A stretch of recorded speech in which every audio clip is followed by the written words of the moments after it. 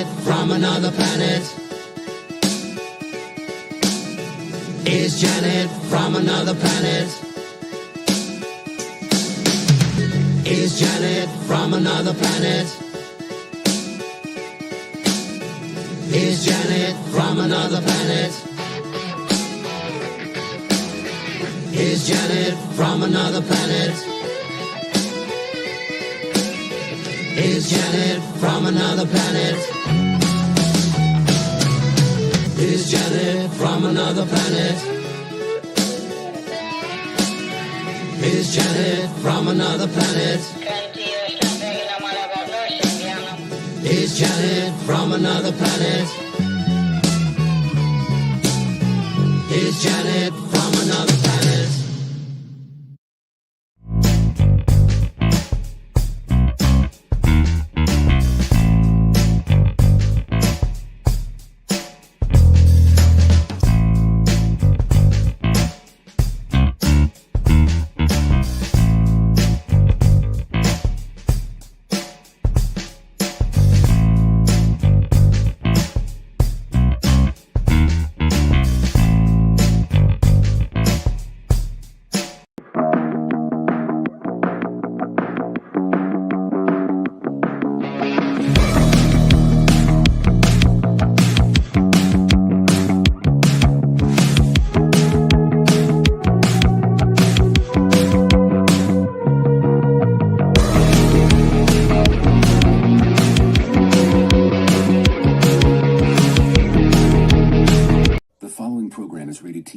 LSV. It contains strong language, sexual situations, and violence. It is intended only for mature audiences. Hello, everybody. You are in A Girl, a Guy, and a Movie, episode 51, where we discuss the wonderful 1978 classic directed by John Landis, Animal House. Hey, Janet, how are you today? I'm good. How are you? I'm doing fantastic.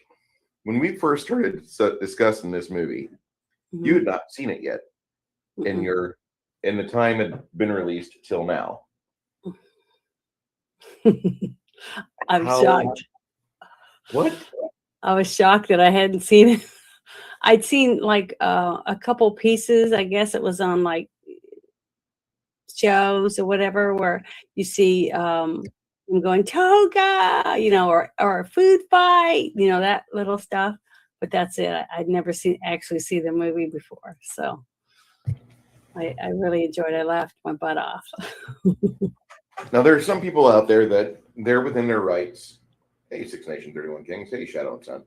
They're within their rights not to like Hollywood too much because of all the problems that are in Hollywood. And namely, we've discussed that on What Lurks in the Shadows and other really bad things that you probably shouldn't discuss on YouTube.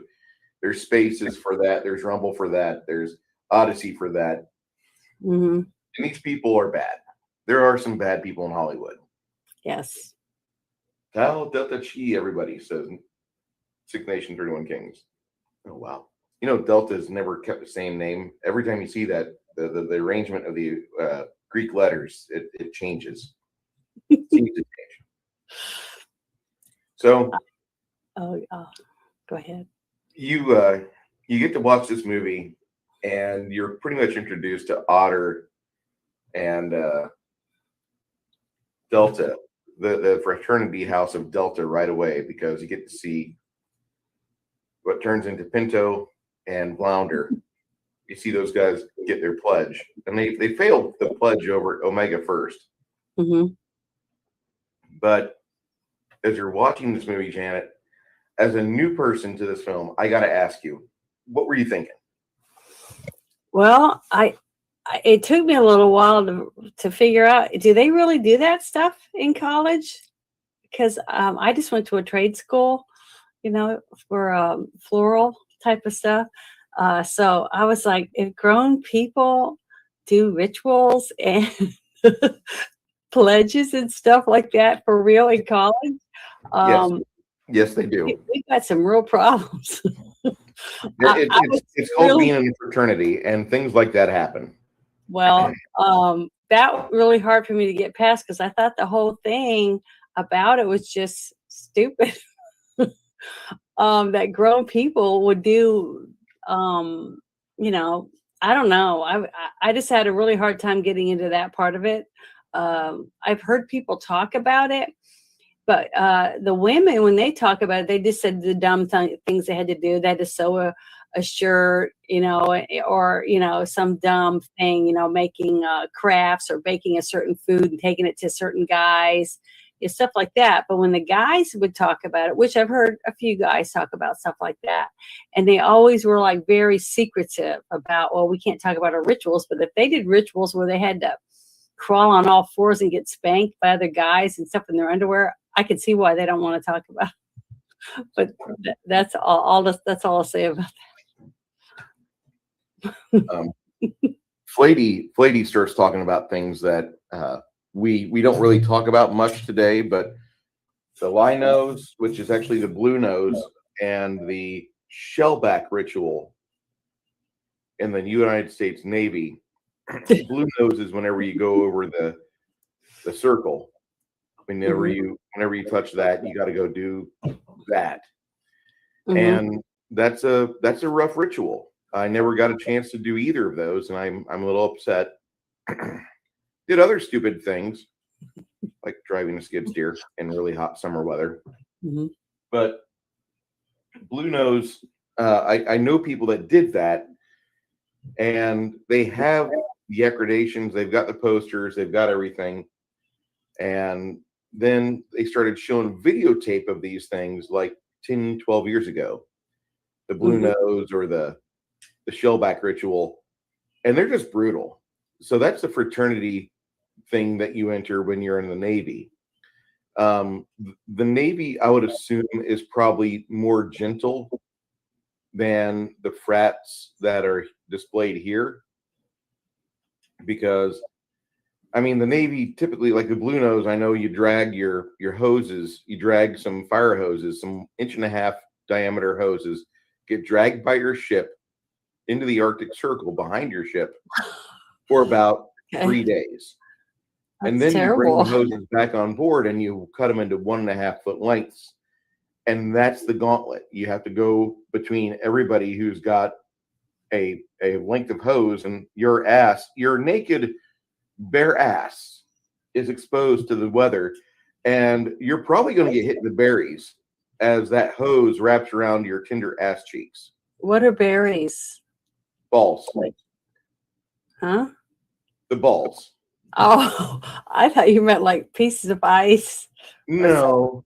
You have this frozen hose that's getting paddled on your ass by grown men between 120 and 200. Oh, I thought you were getting pulled behind a ship. No. They stream the hoses behind the ship for a day or two to get them nice really and cold. salty. And that's one of the things they do. The shellback operation is a little bit, what's been released to the public is a little bit more. Berries. Yeah, you twigging berries is a man's junk. You didn't. Oh, okay. Janet, I forgot. Janet she's new to this. Well, no, I have guy friends, but it's just funny that I'm still learning different names for things, for body parts. It just doesn't seem possible. We have 50 names for the junk, honey. Okay, because I mean, like watching this movie when the certain part when they talked about you're 21 years old and you know you're about to graduate, that that one scene, and I'm thinking the whole time that these guys look older but they act like they're 13 or something. I mean, I was married at 19 before I was 19 years old. So you also married a Navy guy. I had to be an adult. I had to act, had a job, and I cooked and I cleaned the house and I ironed clothes and I did things like that. So I just see guys acting like 13-year-olds. It was really hard for me to try to picture real people in a college situation. I just don't know how some of these people didn't die. I mean, I had a couple of friends that drank so much alcohol they had to go to the hospital and had their stomach pumped, and they had to drink a bunch of charcoal stuff. But I just didn't think people really did that in big colleges and things. It was just really hard for me to absorb that stuff. I mean, I had jobs and I've worked in different industries and things, but I never looked at this kind of behavior. Yeah. I could understand it in the military because my dad was Air Force, and they did different things where they took the brand new recruits out for like a week, and they take them out in helicopters for jungle survival, and they just drop them out somewhere. Okay. And they had like GPS things on them, so they knew where they were. And if they stayed too long in one area, they would send people out to check on them to see if they were hurt or something like that. But you know, that's a life and death scenarios where you're being trained to be able to defend yourself or take care of yourself or defend others. But just to, I don't know. I don't know. I'll stop being so serious, but I really had a hard time trying to understand that concept of behind it. It's funny. This movie doesn't take a lot of things seriously. It doesn't. Shadow and Son says, I haven't seen this movie since it came out. I could believe that. Knowing you and knowing your disdain for certain people in Hollywood, I could believe that. I don't believe that Landis is part of the problem. I really don't. I think Landis is actually one of the better guys in Hollywood. I might be really wrong on this, but I don't think he was involved as much as everybody else wants to think that everybody's involved there. It's not Hollywood. Of course they're involved. Well, no, not everybody. Because Landis was doing things on the set of this movie that makes me think that he was being about as moral as you could get, knowing what could happen. And I'm going to reference the fact that this is the second movie in our John Landis series, which we're unofficially on, probably in tonight. Last week we talked about the movie The Blues Brothers, which is another John Belushi film. But John Belushi can't go anywhere while he's alive, because when he's out places, people just hand him a vial or they hand him a bump. Here, have this. So they started putting Carrie Fisher, who they thought was nice and pure. They put Carrie Fisher and him together, go around Chicago when he had to move around. Yeah, Six Nations, I get that. Carrie Fisher was walking around with John Belushi on his outings in Chicago, and no matter where they went, she was always amazed that people were handing John Belushi drugs. Like, oh, here you are. And he'd go back to the set with a handful of bumps or whatever. And so what John Landis did for this movie, and this was before The Blues Brothers, he realized that John had a new wife, and so they were staying off from where everyone else was. The other members of Delta, mainly Bruce McGill, one of my favorite character actors of all time, he plays D-Day in this movie. His dorm room was a party hall anytime the set was vacant. And then when his hotel room wasn't being used, it was because him and other members of the Omega staff, not my Omega, the Delta guys and him were out partying because they got invited out to a college frat party by a bunch of University of Oregon girls. And that caused a huge fight. And John Landis and Bruce McGill got their asses handed to them in the middle of this film, in the middle of filming. So they didn't have Bruce on set for a few days, not on camera at least. Mm-hmm. And the entire time all this is going on, John Belushi has got his new wife and him in a nice little happy hideaway hotel, and they have no idea what's going on. Now, Vic Morrow might disagree with that, Six Nations, but I haven't studied the events of the Twilight Zone yet. I just know what everybody else knows, where there was a helicopter accident, Vic Morrow and 2 kids died. And that's all I know. Once I deep dive that, I'll be able to give a little bit more. I do know that they didn't find John Landis guilty which I don't know if that was the right call or not, which is why I'm saying we will be dissecting the Twilight Zone movie after our anniversary episode. Mm-hmm. Kronos, no, I know everything about nothing, and then I have to study for days like today. Anyway, so this movie starts off, and you're meeting the members of Delta fraternity, and then you meet Mr.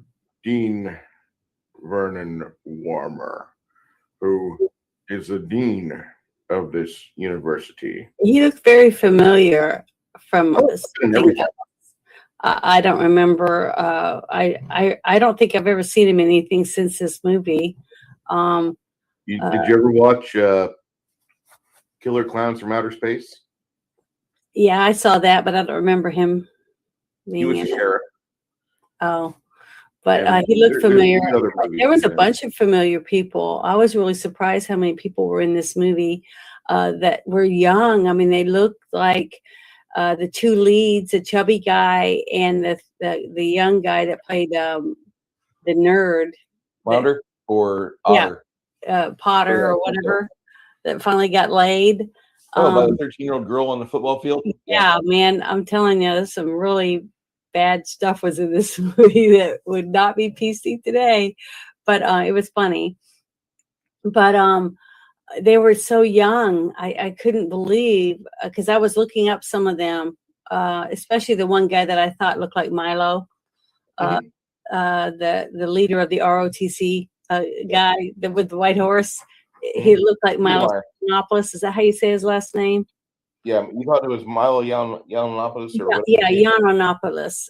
It looked a lot like him. I was like, gosh, this could be his dad or his grandpa. I mean, and then when it opened up and you saw this, and the terrible suit pants and the plaid, and then it said 1962. I was like, okay, that's not too bad.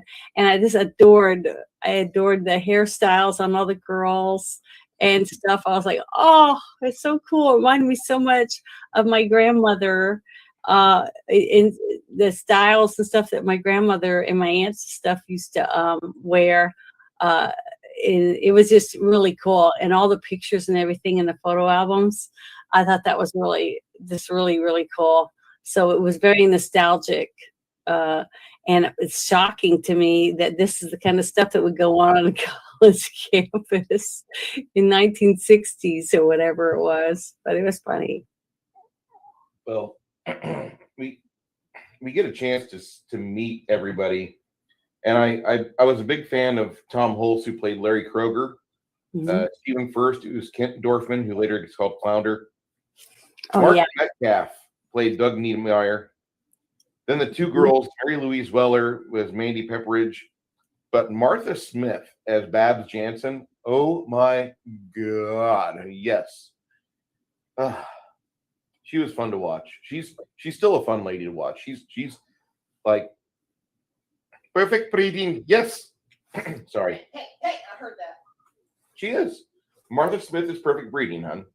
Which one was she? Which one of the preppy girls was it?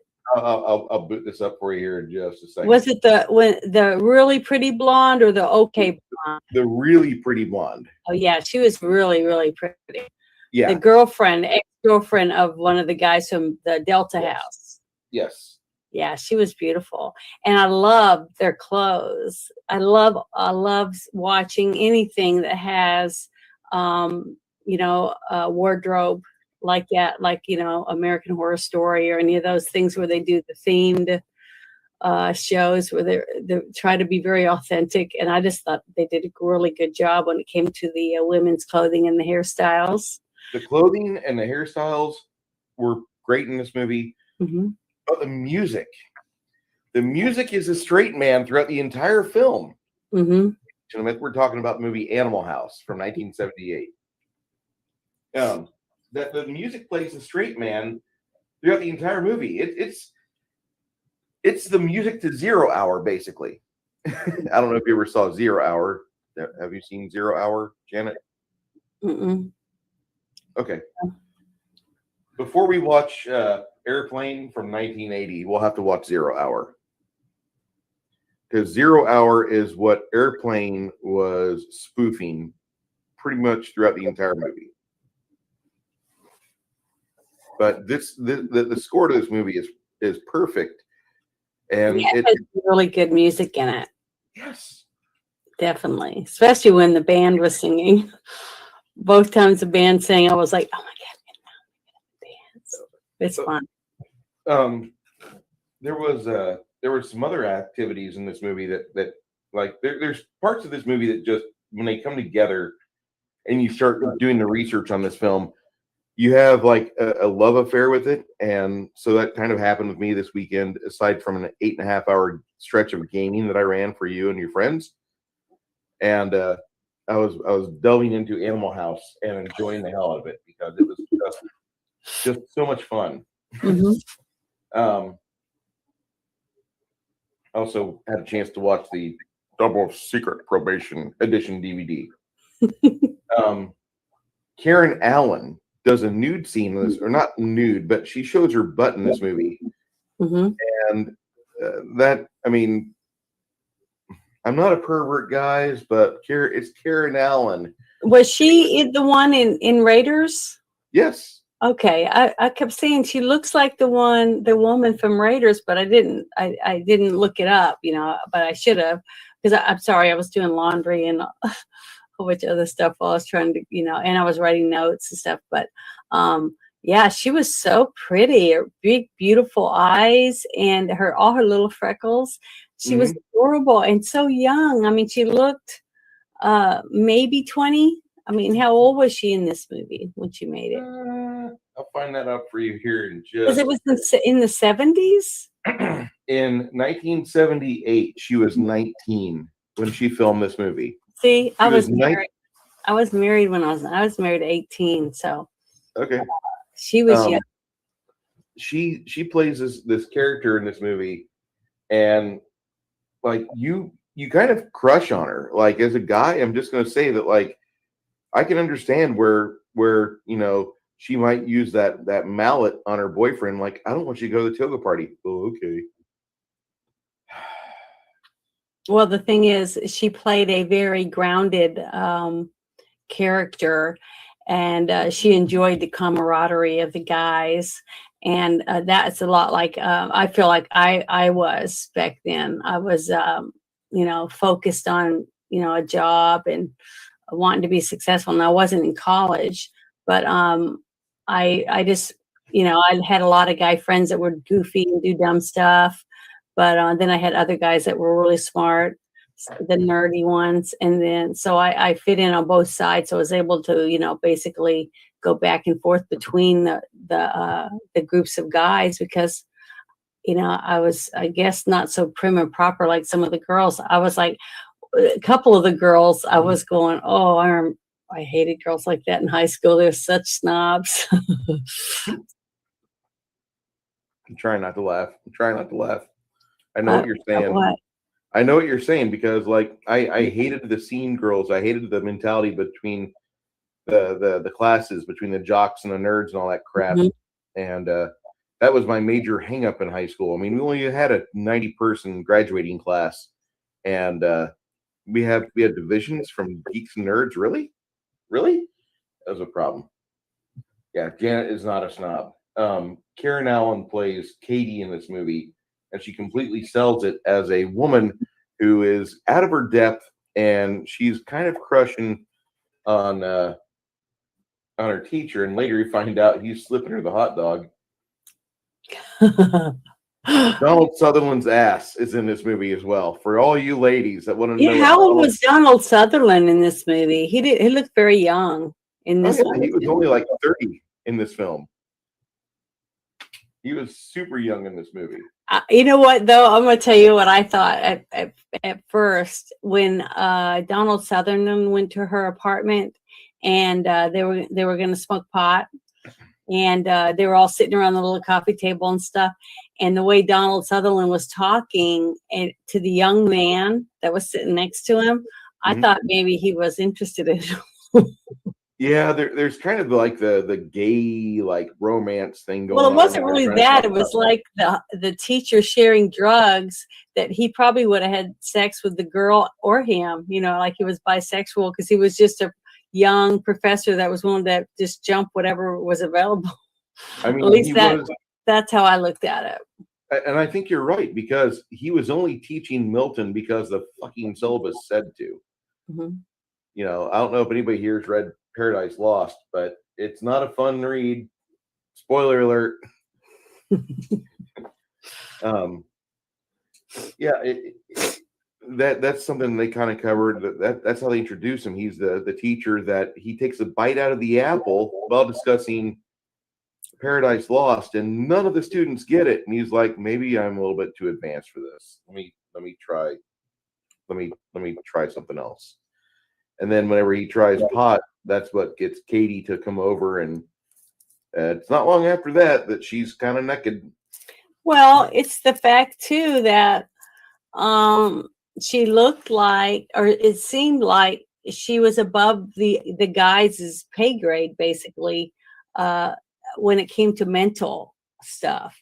So she was at a higher level of thought than the party guys that are drinking and wanting to be stupid, putting underwear in trees and whatever else, like the dean was talking about, the putting fizzies in the pool, and then having the taking cadavers to the alumni dinner, just stuff like that. That was, is childish, and she seemed like she was already ready for a career and things like that. So when she met this handsome professor that showed interest in her, I could see why she would maybe want to take a dip.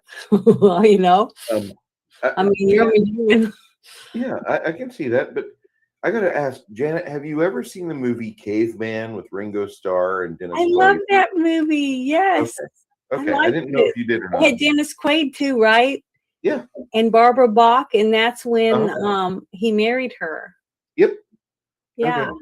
I was just wondering because my dad is the one that got us to watch it. He thought it was so funny, and he laughed and laughed through that whole movie. He thought it was so funny, especially the sound effects and the dumbness of it, like when they're doing the egg and they're going up down the valley wall, like stuff like that. My dad just thought that was a hoot.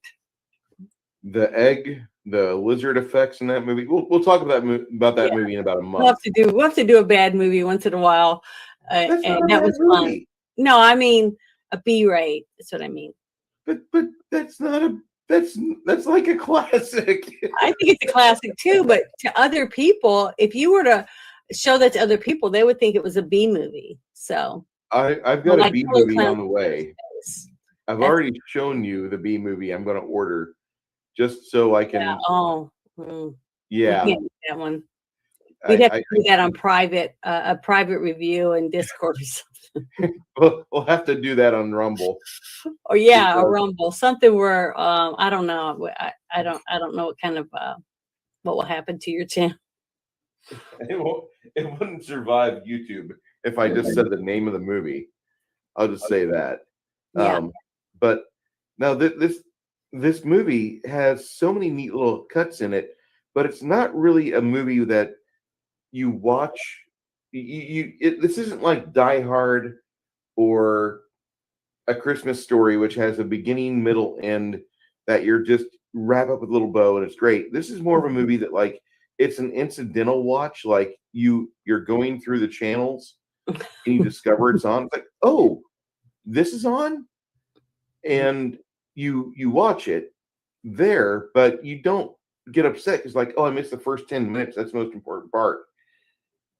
It's not that. This movie is definitely not that. This movie is great, but it's an incidental watching film because it's probably the most entertaining thing on the television set right now or on the internet.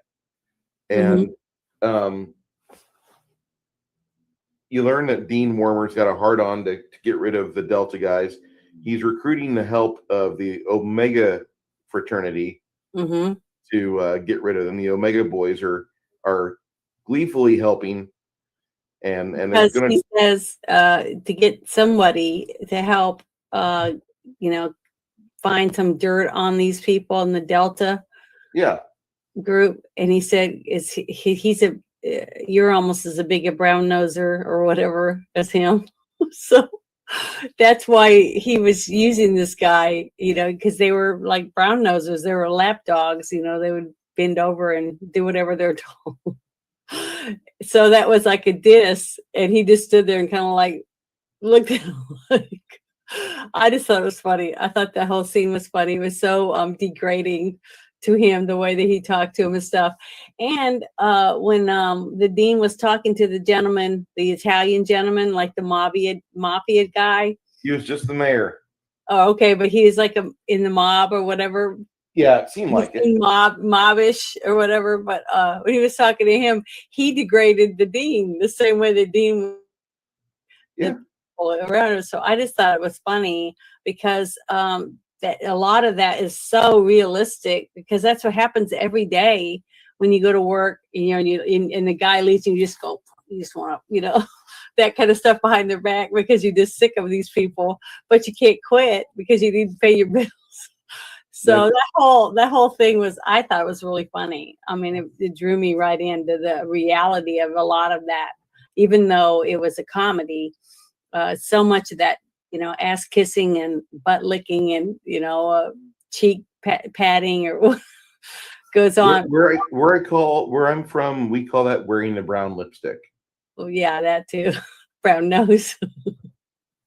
So yeah, that was funny. But I just thought it was great. I mean, all the characters did such a good job at being believable for the minor characters to work together as young men in a frat, from little bits of here and there, the movies that I've seen about it. So I thought it was really funny, the whole thing, especially when you go from a really fancy house and you walk down and it ends up being like a haunted house. It was dilapidated, just falling apart. You know, it was dingy and cramped in, but I love the fish. The mermaid with the boobs with fish tanks in them.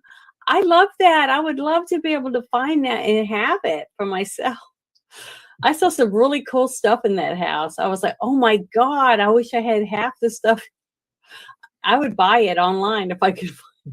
It was the coolest place. They had such neat stuff. Sorry. All right, chat, you have your homework assignment. Post links in Janet's Discord if you find the props or items like the props in Animal House, because Janet would go for it. Mm-hmm. She would be happy to have the mermaid and the other numerous items that are amazing for those of you. You guys, I know you guys had to have really liked it. I mean, it just was so entertaining, and I'm so eclectic. You know, I just don't have a lot of stuff that matches. You know, it's like all my frames, different sizes and different colors and all that. It has nothing to do with having a theme or whatever. Mine's like geek theme. That's my theme. I just have lots of things that I like, and all different colors, sizes, and shapes around me, and I like that. Fair enough. Six Nation says it's like most college rentals. It's dingy, dirty, but you got cool stuff and parties and toga. Do you remember what kind of beer they were drinking in the movie? I'm going to go search Google for that real quick, because I just remember lots of Jack Daniels in bottles. So they must have had like a little bit of money invested into the movie. I don't remember if it was Bud or not. If it was Budweiser, I don't think it was. I thought it was something else, but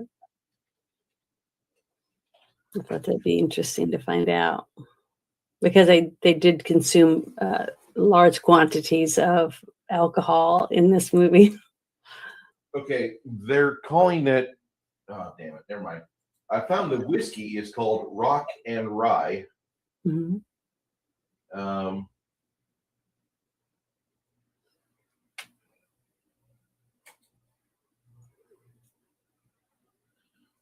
Lamplighter Brewing Company. Interesting. See, I didn't get to go to any frat parties or anything like that. It's I went to a couple parties at the lake because it was rural. We lived in a very rural area. So I had a horse. And, I've talked about that. And I rode barrel racing and things like that. I hung out with a lot of goat ropers, which I swore I would never marry a goat roper, which I did not because I moved away. But it was I never had the opportunity to do anything like that. The closest I came to any of this type of stuff was once I got married. I married a Navy man, and Navy parties where people were watching the Super Bowl and stuff like that. So that was my introduction to drinking and dirty language. I'm not able to find what beer they were drinking, but there's an Animal House Brewing Company, or Lamplighter Brewing Company makes an Animal House beer, which it does look like it's. What was the name of the company again? Lamplighter. I never heard of it. Neither have I. But so it's not real. That's the one thing I like. When you start looking for these things, you bump into the article where like, oh yeah, Bruce McGill's room is down here and he's drinking and having parties every day. Mark Metcalf, who is the Delta's antagonist, Niedermeyer, he's upstairs from Bruce's room.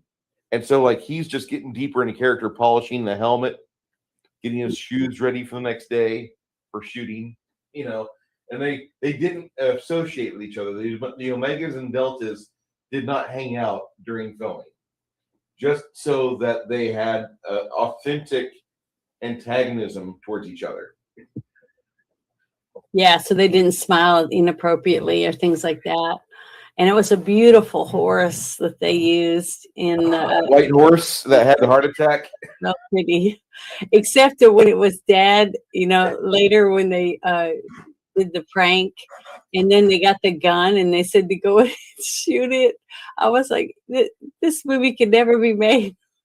There were so many politically unenabling things in this movie for today that would never be remade.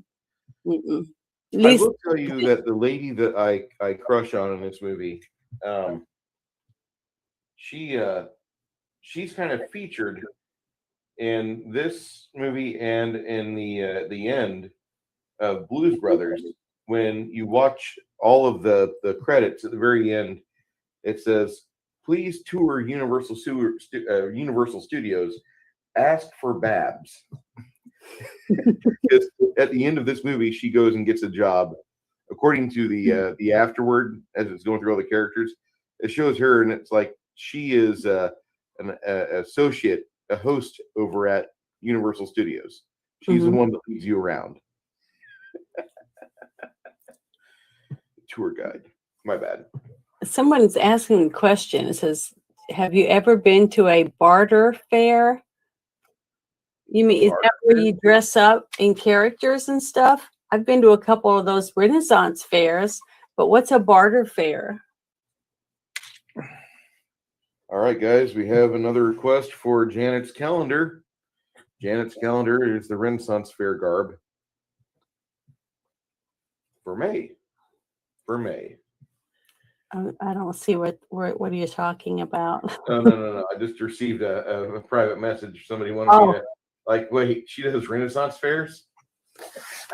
Yes, I've been. I wore a costume. Remember the first day I played Pathfinder?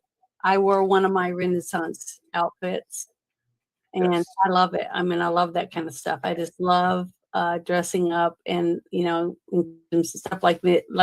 I went and got SpongeBob SquarePants. Twin sheet and made me a toga, and then I made me a little headdress for it so that I have a matching outfit. I didn't realize it was going to be set in 1970 70, whatever it was. This year was set in 62.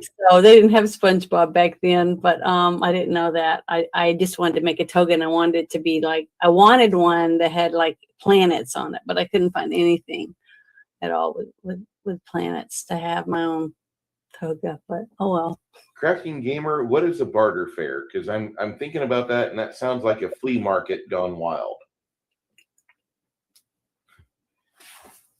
Six Nation 31 Kings commented while I was looking for the beer. He's like, it sure as hell wasn't Boone's Strawberry Hill and Mad Dog 2020. Yeah, that would be the easy way to go. But I remember going to a convention in Vegas, and people had Mad Dog 2020 on dog leashes and were dragging it behind them. Down the hallways from one room to the other. So I remember that, but I never drank any because everybody said, "Oh, you'll throw up." So I'm glad I didn't. It is a beer that you must elect to swallow. It's beer. It's a malt liquor. Okay, because it looked like it was in a glass bottle, almost like whiskey or something, or tequila. I was like, No, thanks. I was a wuss. I'm sorry. I drank wine and vodka and peach schnapps and things like that. I still like all that. I like mimosas. Okay. I don't like. We got a response from Crafting Gamer. It says, Janet, a barter fair is an illegal fair where you literally find about anything. It's kind of a joke to test your innocence, but you definitely pass. Oh, he was asking about something like how much of a noob are you to the wild world of the interwebs and commerce? And apparently Janet's never been on the Silk Road before. A barter. I thought bartering meant like you trade things. I'll say I have these eggs, and I'll trade you these eggs for that big chunk of turkey legs or whatever. That kind of thing. I thought that's what it would mean, but so that sounds more like a flea market. So what he's saying is he made that up. It's not made up. A barter fair is kind of like when you have a meet or moot between different parties, and they're doing things that are illicit. Oh, they're trading things that you probably shouldn't advertise. Oh, so alcohol and guns. Things without tax stamps. Oh, okay. I guess. That's what I'm referring to, because that's the nicest way for me to say that. Can't put a tax stamp on a woman and a girl from Lithuania. Oh wait, did I say that loud? I'm sorry. Six Nations said that's supposed to stay in Vegas, but I didn't do anything wrong. I thought only stuff in Vegas is supposed to be illegal stuff that you're not supposed to talk about, like jaywalking or getting arrested for prostitution or something. Or sending your friend who's freshly divorced to the bunny ranch with $300. Is that not enough money? I don't know how much it costs to go to the bunny ranch. I know when I had my best friend in town 9 years ago, I bought him a girl that was she came into the hotel we were staying at, because I figured out the hotel we were at was not a good hotel, because there's a bunch of really nice sports cars of Italian and German models being parked by the valets, and these older guys about 65 to 80 were being walked in the front door, and they would wait for a really hot girl to get off of an Uber, and then they would go up the stairs. And then about a half hour to 2 hours later, they come back down, and the old man looks generally relieved, and the young girl looks like she's ready to go do that about 7 or 8 more times. And so I stopped one of the girls and I said, "Hey, I got to ask, are you in business?" And she's like, "Yes." I'm like, "Great." And I've never bought a hooker before on this point, but here I am, and my best friend's sitting down at the bar, don't know what the fuck I'm doing. He just sees me talking to this chick that he thought he saw going inside with an older guy earlier. And Chuck's there as I walk this girl over to him, and I'm like, "Chuck, this is your divorce present. Have fun." and make sure he's got keys, make sure he's got breath mints, and don't worry about what happens. Go ruin the sheets. Well, I want to ask the question now that you brought this up, to all the guys in or women, if there's some women in the chat, if they've ever paid for it to have sex, and whether it was worth, is paying for it better than having sex with someone you didn't pay for? I mean, I can talk about this pretty freely because I was a sailor overseas. Mm-hmm. And I've got to say, having a pro that performs on it, are they better at it? Is what I guess that's basically what I'm. You go to a pro because you've got like a hard on, and if you don't have it now, you're going to have it later. So get rid of it now. Get all of the kids off the plane now, so you can go and be a normal human being. It's just like. But so it's not really that they're a pro. They're not like a pro at doing a certain act. They're just a pro because you're taking classes. I didn't care if they were professional or if they were freshly 18. I didn't care. I was 20 and I just needed a hamburger because I was hungry. Yeah. I just feed me the damn hamburger, and that way I can go out and I'm not gonna like be buying everything I want. Oh look, I have $400. Oh look, I have $40. Oh look, I have $3. I just let me get rid of this 50 spot so I can be a human being later, and I can actually talk to somebody. And then when I get back on ship, I'm not tempted to like be lonely and call my parents and cry to them on the phone drunk off my ass. Yeah. Because that is a big, like back in the 90s, that was a big way for you to lose money, was just to call back home over in Europe. Flatey says we should follow this movie up with all the great party movies like Can't Hardly Wait, Dazed and Confused, Stoned Age. Stoned Age is good. New Century Theater in San Fran, you could blow $200 in 15 minutes. I believe that.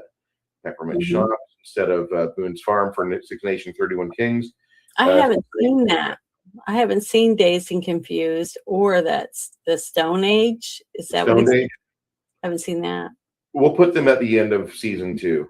At the end of year 2, we'll put those together because those are movies that I don't know if we could actually talk about those for 2 hours or 3 hours.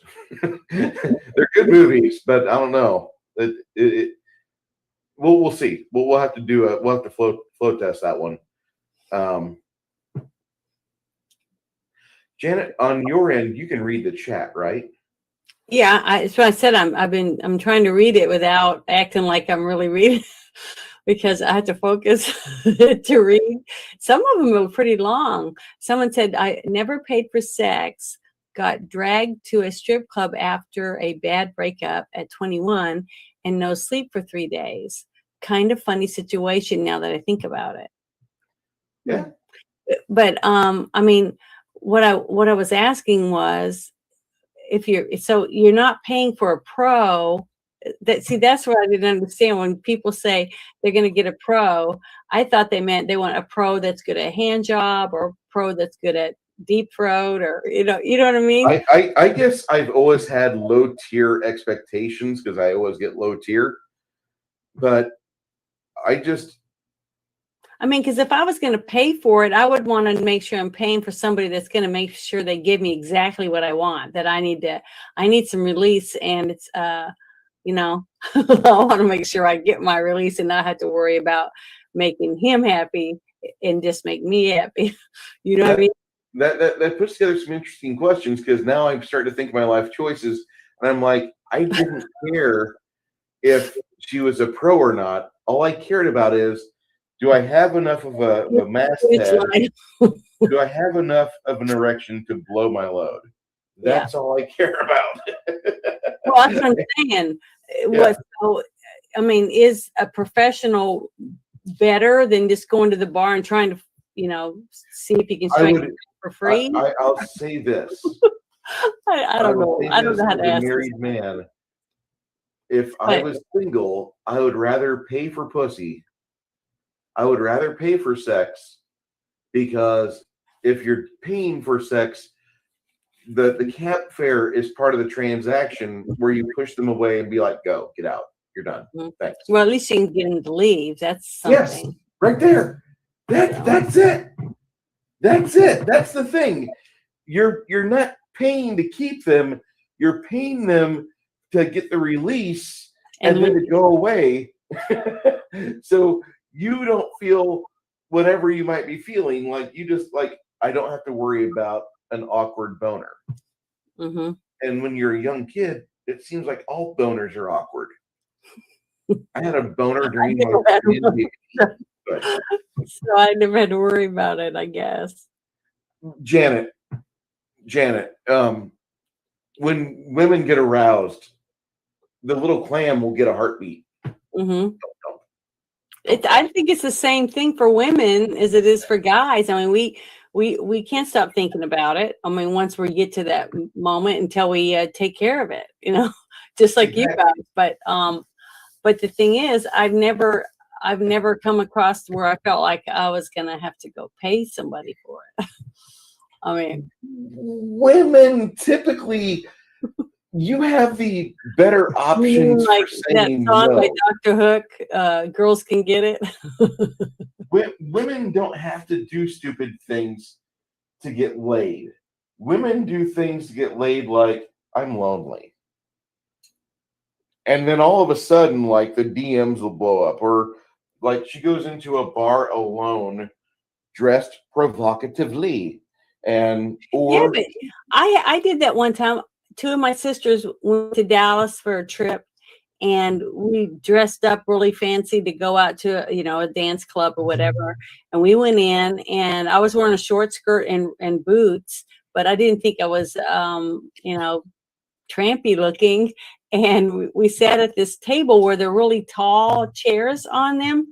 And some guy walked up, and he was nice looking, and he had like leather shoes. I mean, he looked like he had money, but he came up to me and he had a wad of money, and he tried to put it up my skirt. And I looked at him, and I was like, what?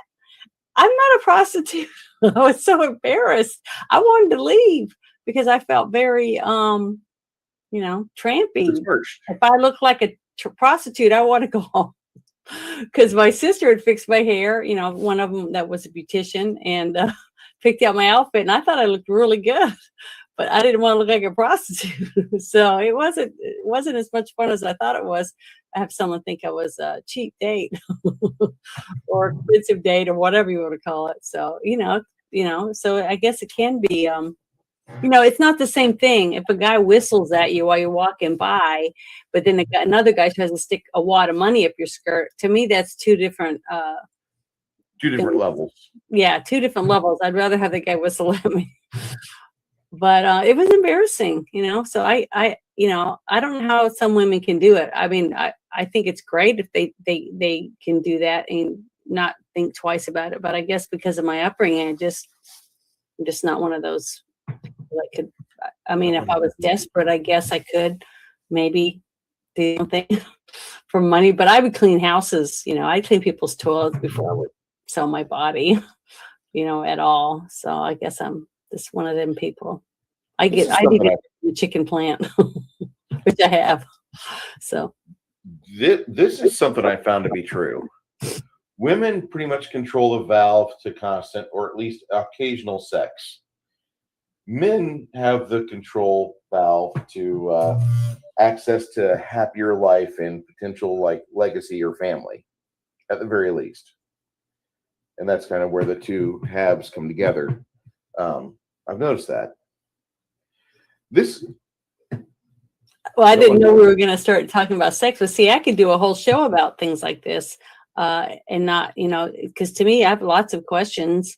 And, if I have answers, I would be happy to answer them. But as people have been married for a while, the things that I've heard is that a lot of them, the wives seem to get more amorous and the husbands go downhill.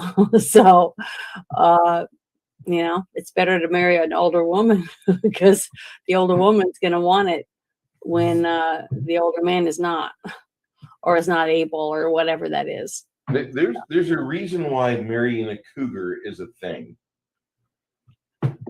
That's the reason why young men go for older women. That's probably why when you go to your gymnasium, that's probably why when you go to your gymnasium, you've got that 30-year-old guy that's wanting to talk to you, but he doesn't because you're filming or you're doing something. It's like working out. yeah.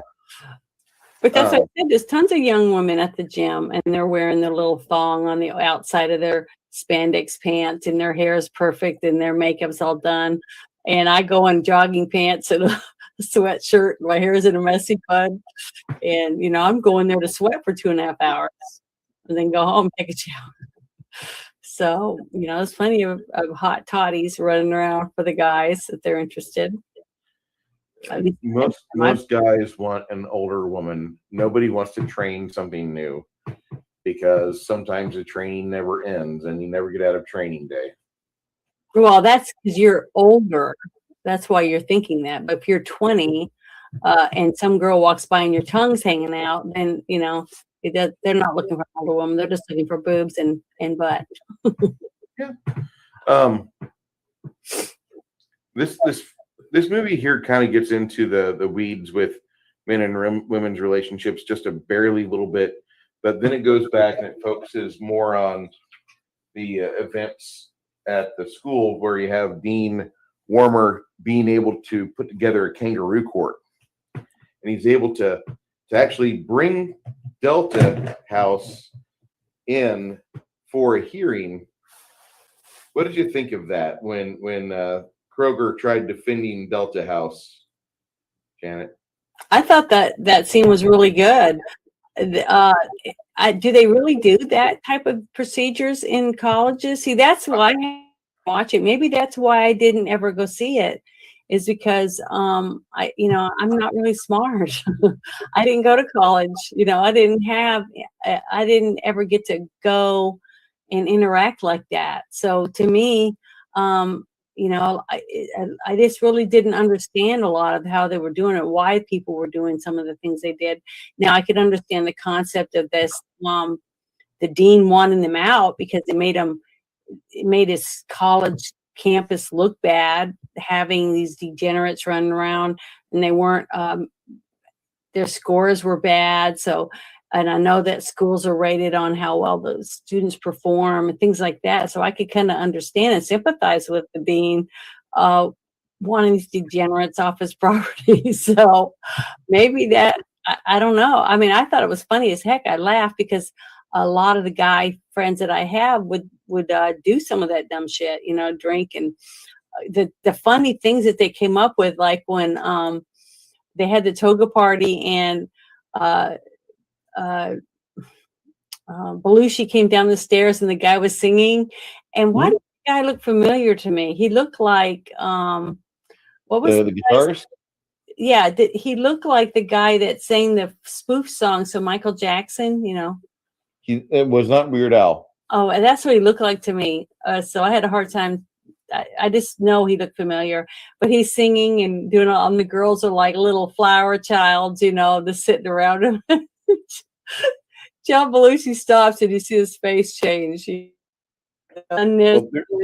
goes. There's a girl behind John Belushi when he grabs the guitar and he destroys the guitar. He just destroys it. That was I believe that's an improv scene. And it looked like a real guitar, not a paper one. Or it was a real guitar. It was most definitely a real guitar. But John Belushi did a wonderful thing. And there's a few parts in this movie where, like, at this point, they pretty much just like put John Belushi on the stairs, and the guy was singing the guitar, singing and playing guitar, and all those girls gathered around him. The lady that's the furthest up the stairs, trying not to laugh her ass off, she's John Belushi's wife, and she had a small see, now I'm gonna have to go back and watch it because I would really like to see her in this movie. You showed me a couple pictures of her, but I wasn't looking for her in the movie because I didn't know that she was in it. To try to look for her.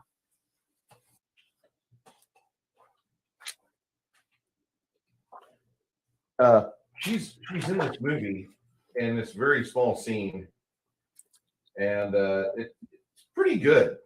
But she's trying not to laugh her ass off, and she's not doing a very good job because her husband just completely sold the scene of being a complete and total asshole. Mute. Yes, that's our friend. Okay. Yeah, that guy. Yeah. I love this scene. And his expressions, like this was John Landis's favorite actor of all time. And just you just look at how he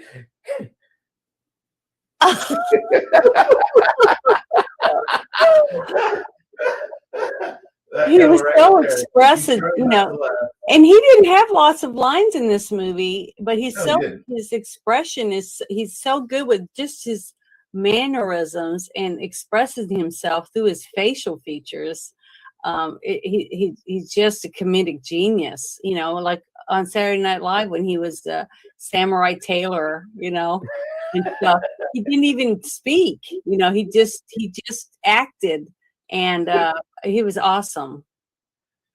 That's John Belushi's wife right there. Okay. And she's trying not to laugh. She gets. Well, it was a funny scene. This guy made her laugh all the time.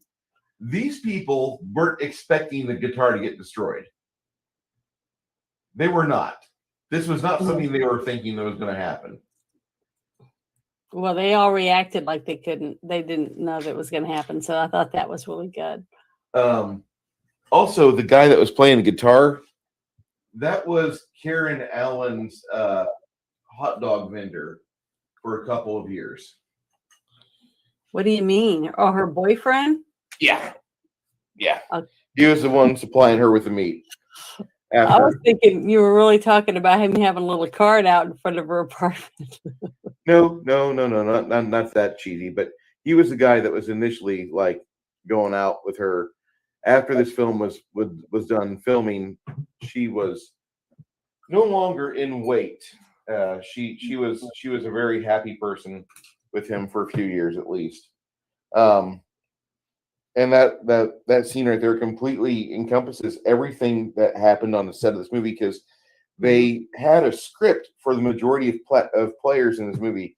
But when John Belushi was around, they didn't really have a script. They had an idea of what they could do, and John Landis and him would talk, but there wasn't a script.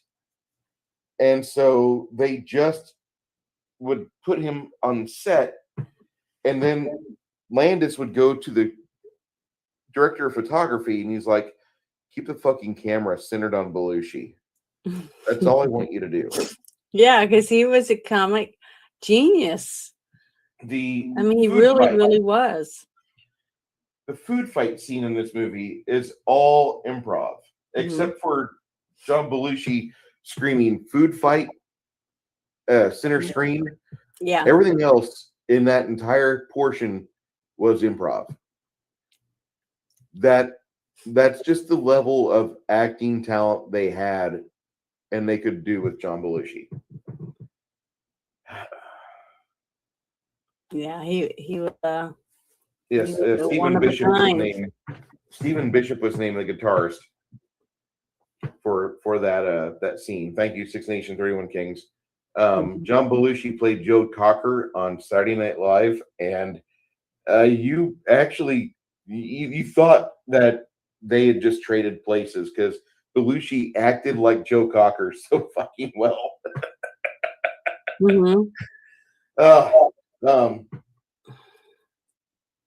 Then there's the scene where Mrs. Dean Wormer is solicited to hang out with the Delta House. Yeah, the grocery store scene I thought was really adorable. And then later, when she does show up at the toga party, and he gets her to go back there with him and strip down to her beautiful skivvies, her little silk hose and the garters and everything. I thought that was so romantic. The actress that played the part looked like she was dying to have some romance, Yeah. a little spark of lust, that she's been lacking for a while. And that was the perfect scene between a cougar and a young man. And a lot of people would gripe about that because they'd say, oh, that's just terrible. It's okay it's people bitch when an old man sleeps with a young woman. But see, the thing is, I don't care if it's an old man and a young woman as long as she's of consenting age. I had more problem with the scene with the young college guy that was at least 18 or 19 sleeping with a 13-year-old girl. Okay. See, I had more problem with that than I did with this guy getting it on with an older woman, because he definitely looked old enough to make that decision for himself. The 13-year-old girl really was too stupid to make good decisions. Yeah, and crappy parents that didn't hear her getting her window bashed out and her just going downstairs. I don't know. My dad must have had radar or something, because I mean, if anybody knocked on my window within a few minutes, he would be at my door, or my mom, saying, "What's going on here?" So, I don't know. I thought that was kind of lame, but that would never fly for today. I don't think that whole setup. Because when the scene was, when she said, "Oh, I forgot to tell you, I'm only 13," I thought he was going to get up and leave. That's what I would have thought he would have done, but he didn't. Did I scare you off? No, you've made me go searching for something, because this I remember this trailer when it came out. Mm-hmm. And I remember that I was 3 when this all happened, or when this was displayed. And the main thing I wanted to see this movie for was not that, although that was funny. Oh, that was a funny scene. The one with the devil on one side and the angel on the other.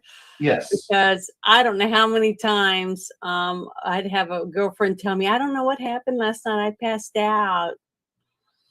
Okay, and that's exactly what happened in that scene. Is that she's all raring to go, and he's got his hands up her shirt.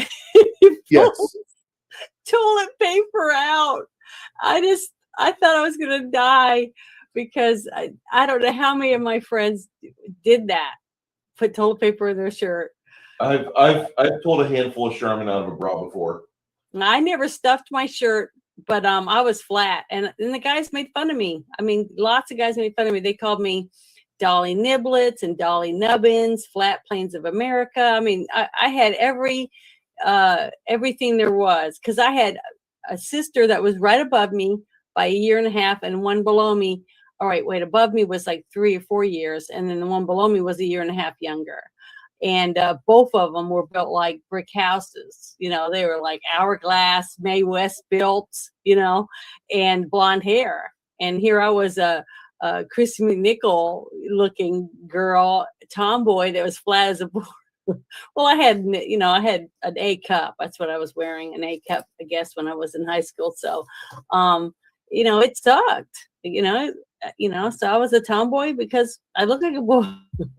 Well, I looked like a girl, but I was not built like my sisters. So, I can understand, girls that would stuff, but I didn't, I just wasn't interested. And that's why my mom thought maybe I was playing on the wrong side of the fence for a while there, but I'm not, I never did. But it's just that I didn't want to end up with anyone from around there.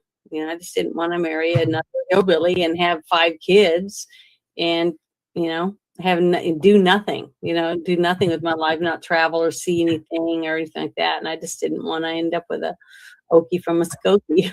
That's what we always called it. But I really enjoyed growing up where I grew up, but I didn't want to marry anybody from my hometown. I really didn't. No matter what I might have thought whenever we had middle school dance going on, I wasn't interested in turning into like the guy that lived down the block from us, and he married his high school, middle school sweetheart, and his entire life was just a Monday through Friday, seeing the same people he grew up with, Monday through Friday, seeing all that. Then Sunday, going to church with the same people, because you didn't need a car where we lived for his life, because he just walked into his garage and drove the tractor out and drove the tractor around the field and then did farmer things. And he was one of the first people to adopt a modem and a computer. And he was the guy that was trading grain and such online while the rest of us were schlups in the 90s. This guy was making money. But his life, like when he divorced his wife, the thing he told me was, he's like, I've been miserable for many years and I'm going to go explore. And I haven't seen him since. I don't know if he's still alive or not. I bet you he's dead. You know, he probably discovered fun and he had a heart attack, like that horse. Yeah. Sorry. Not trying to be a bummer, guys, but this movie is just, it's full of things that you're like, oh, I remember that. You know, I mean, how many times did you guys know Flounder when you were growing up? Because I knew people like this in the movie in my own life. Oh, I know lots of people like that. I went to high school with guys like that. The first draft was supposed to be about high school, by the way. Well, the nerdy guy that ends up with the girl, you don't really get to delve too much in his in his persona. You just don't get to No. find out that much about him. You got to find out more about the chubby guy than you did the skinnier nerdy kid. And when he shows up at the party with this really good looking little blonde, everybody's like, wow, he's got a girl. They're all surprised, and she's adorable. She's just a little adorable thing. And it was impressive to the other people, but you got to see that he had a life before he went to college. See, that thing that I thought was really cute about some of them is that, just like the major character with Karen Allen, his boyfriend and stuff, you got a little bit more into them in their arrangement. But the fact that he didn't live with her and things like that, I thought was interesting, because, how were they high school sweethearts, and that's how they were, how they met. I mean, they didn't really go into a lot of detail about it, but so I just assumed that's what their relationship was. So they were kind of on and off again type thing.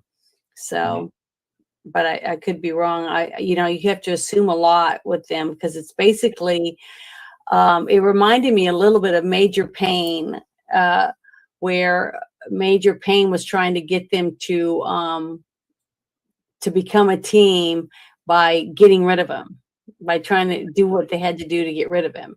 So basically that's what the dean was doing, was not realizing by trying to get rid of them and get them off the campus, it made them more of a team, and they were working together to try to figure out a way that they could stay. You know what I mean? So it brought a couple of them closer together in their relationship.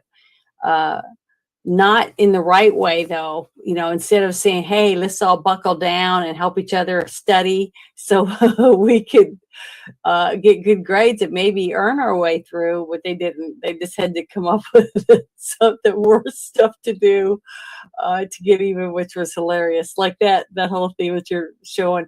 And that whole relationship between him and his girlfriend was just disgusting. That was terrible. Like, he never once had a hard on, unless it wasn't that. It was the fact that it was a completely one-sided relationship. I mean, her hand and wrist on her right arm was going to be huge, her bicep and stuff, because she constantly whacking them off and never getting any satisfaction. So I could see why she ran to the other guy, because this guy was a total loser.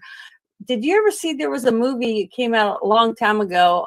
I can't remember when it came out, but it had a guy, and I think it was Zorro the Gay Blade. And there was a guy in it that played the bad guy, and he would talk about how him and his wife would do something once a year. Yes. She was all excited about it because he was talking about it. He goes, "We only have 6 more months to go," or whatever. But the whole thing, it was like that guy. This guy just doesn't have, he wants to own a woman. He wants to be able to tell her what to do and stuff, but he doesn't want to please her when it came to sex because he wasn't interested in sex.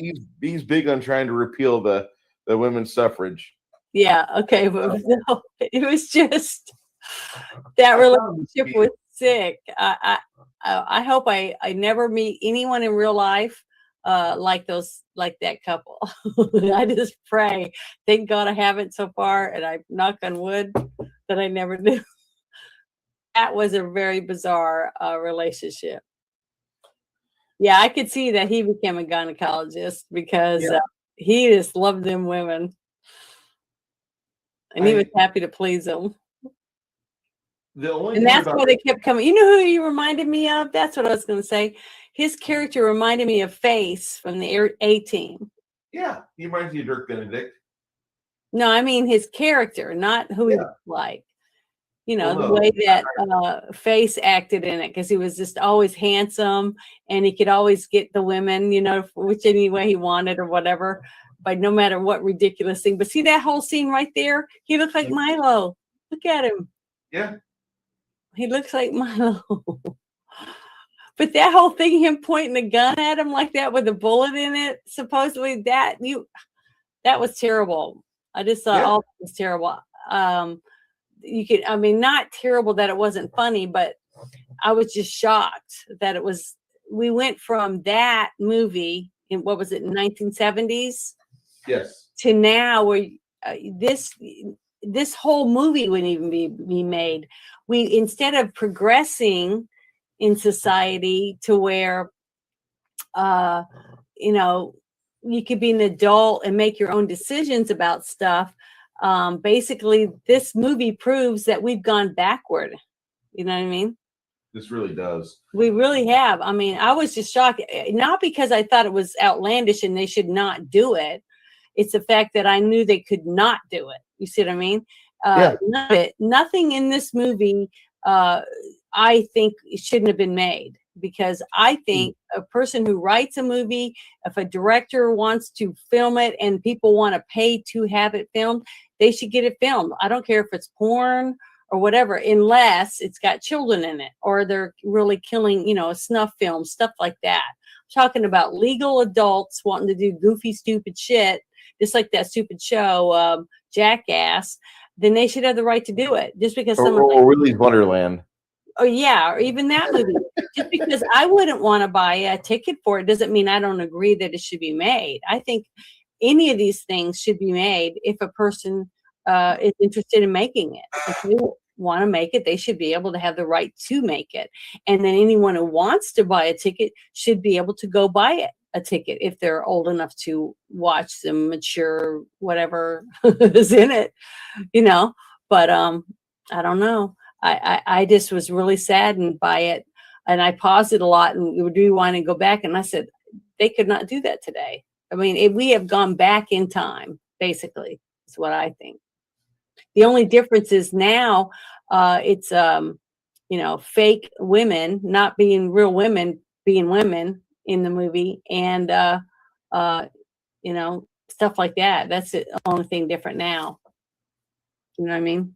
Instead of me being in a movie, they would take somebody and put boobs on them and put them in the place of me because they want to be the woman in it instead of having a real woman. You see, that's the difference that I see as in the future. So it's not, we've gone backward in time, I think, not forward when it comes to, what you're allowed to do anymore. I mean, you think about it. Andrew Dice Clay could not work today. No, he hasn't. That's the sad thing. There was a show that I absolutely loved. I never missed an episode. I laughed until I cried. Was Tosh.0. Have you guys ever heard of Tosh.0? Yeah, it's a good show. That guy was freaking funny. I don't know how, when I did love him, I'd laugh and I felt guilty laughing, but I still laughed. And the Man Show, remember when that was on TV? Yeah, it was actually a really we'd have funny to take a show. break. We have women jumping on trampolines, and you'd have, it was so stupid, but it was freaking funny. It was a funny show, and I'm a girl, but I guess because I'm a tomboy, I loved it. I thought it was a fucking funny show. Excuse my language, but I just get so fed up when I see such good stuff. It's such good entertainment that takes you away from the crap that you're dealing with on a daily basis and takes you away from it for just a few hours and lets you be somewhere else and laugh and release those, the pheromones and stuff that you need to release and the endorphins and feel good after a movie. And so now they're taking it away. I mean, I was kind of depressed after I watched it simply for the fact that we've gone back in time and we're not allowed to laugh at any of that anymore. They've taken it away from us completely. That's the reason why we have this show every Monday night, is so I can point people in directions to where we have fun, and we ignore the people that are part of the agenda, that are part of the DEI crowd, that are part of the ESG bullshit, and we say, fuck you. We don't care about what you want for this new world order. I'm going to reject it, and I'm going to do everything I can to bury you financially, if not physically. And I will do everything I can, because that's what I fucking do. That's what I want. I want a world that can laugh. This is the first time in 2024 will be the first time I can ever remember the conservatives and their conservative-leaning Republicans will be out there and able to say, vote for me, we have jokes. This guy right here on screen, this is Stephen First. And I feel we need to talk about him for a second, because he was a pretty impressive guy. He had this movie, and this was like his first real step into the world. He was born right around like 54, but this was his first, like, I'm going to pay my bills sort of thing. And when he was 16 in 1970, his parents died. Both of them died of diabetes. After his dad's death, he was diagnosed with type 2 diabetes at age 17. Now, he weighed a total of 320 and had uncontrollable type 2 diabetes by age of 40 by 1992. So as he's being told by the doctor, we're going to cut your foot off. He had complications arise in 96, and so he goes from 260 pounds to 175. And then he starts co-hosting the Renal Support Network webcast Kidney Talk in 2006 with Lori Hartwell. Now, he became a spokesperson for American Diabetes Association and authored the book Confessions of a Couch Potato. And he also became a celebrity spokesperson for the American Heart Association. And as he did all these things, like, his life started to balance out.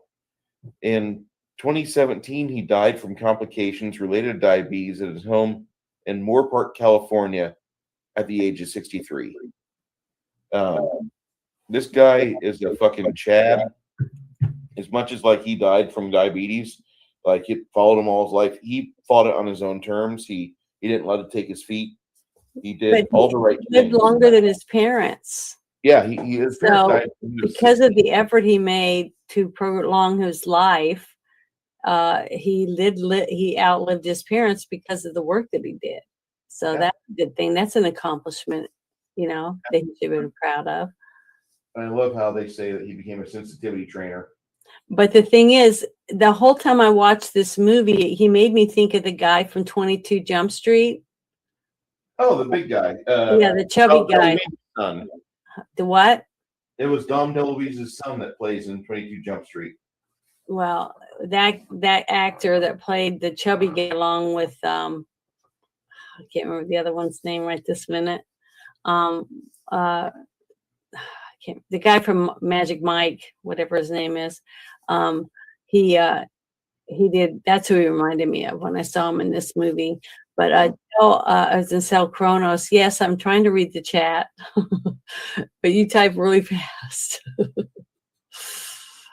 Yeah, I'm there's just a lot. through the- 24/7 Fusion Media is hello. Welcome for Hey, coming. sir, how you doing?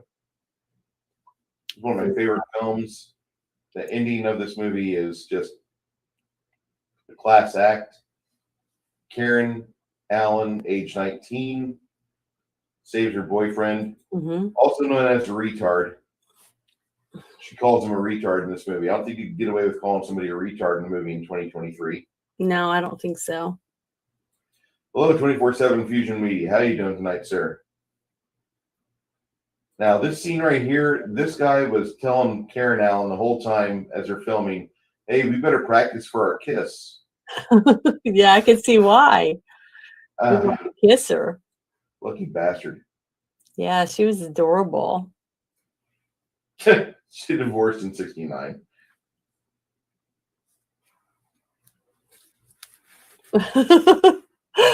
That scene, I just have to talk about that one scene where he gets the ladder that's just conveniently laying out there in the yard by the tree, right? Yes. When all the girls frolicking around, you can see them all jumping around in the through the window, through the shadows. The pillow fight. Yeah, and he puts the ladder up there, right? And he's looking, and his face is like pretty much smashed into the window, and none of the girls even notice with a loud clink, they're beating against the window or under the window, and they're all bouncing around with their shirts off and stuff, and their big panties from the 60s or whatever. And then when he sees the girl that he really likes leave the room, he starts just taking the ladder and go blink, blink, moving along the wall, like clunking. I was laughing so hard through the whole scene, and then he gets to her window and he's looking, and she's looking right at the window, and Not she's even paying attention to her him. chest, and being all like all sexy, thinking about spending 20 minutes trying to jack off a guy that has a limp dick. Now, in the John Landis universe, if you go to Universal Studios in Hollywood, this lady, this is Babs. She's at the front door waiting for you to show up. Oh, I love Universal Studios. Every time I go to Florida, I try to go. It's way better than Disney, and it's got good rides. It's a lot of but that whole scene was so stupid for him to just step in and take over, and then they're too stupid to know not to follow him into an alley. The guy that led them in that alleyway, he died shortly after, I think it was 1981 or 82, but he was one of the main writers of this movie. Oh, the guy that did the parade thing? Yes. Yes. He led the band down the alleyway. Was he blind or something? No, he wasn't. In the movie, he wasn't blind, but he just had his glasses on. I love how this ends with Senator and Mrs. John Blutarski, Washington, D.C. Fuck yeah, that's America. Yeah, yeah, that was funny. I mean, I love the ending, the way that they did that. But the whole thing with that the woman, when he's looking in her window, okay, because he's obsessed with her, and she's massaging herself and stuff, and you see him intently watching, and all of a sudden you see the ladder getting farther away because he's getting the hard on. And it pushes him back into the grass. I couldn't stop laughing. I just thought there was so many really good scenes like that. And look, and the thing is, just like I said, John Belushi didn't say a single thing. Okay? No. It was all expressional acting, and that's what makes him a genius at his job and everything he's in, because he has such a unique way of getting everything out without speaking. And you can't help but laugh at him because he's freaking funny. We don't have that level of actor in America right now. I don't think Bollywood has one either. Because if they did, I'd be told 40 times a day, "Oh, you got to see this Bollywood movie. This guy acts like John Belushi."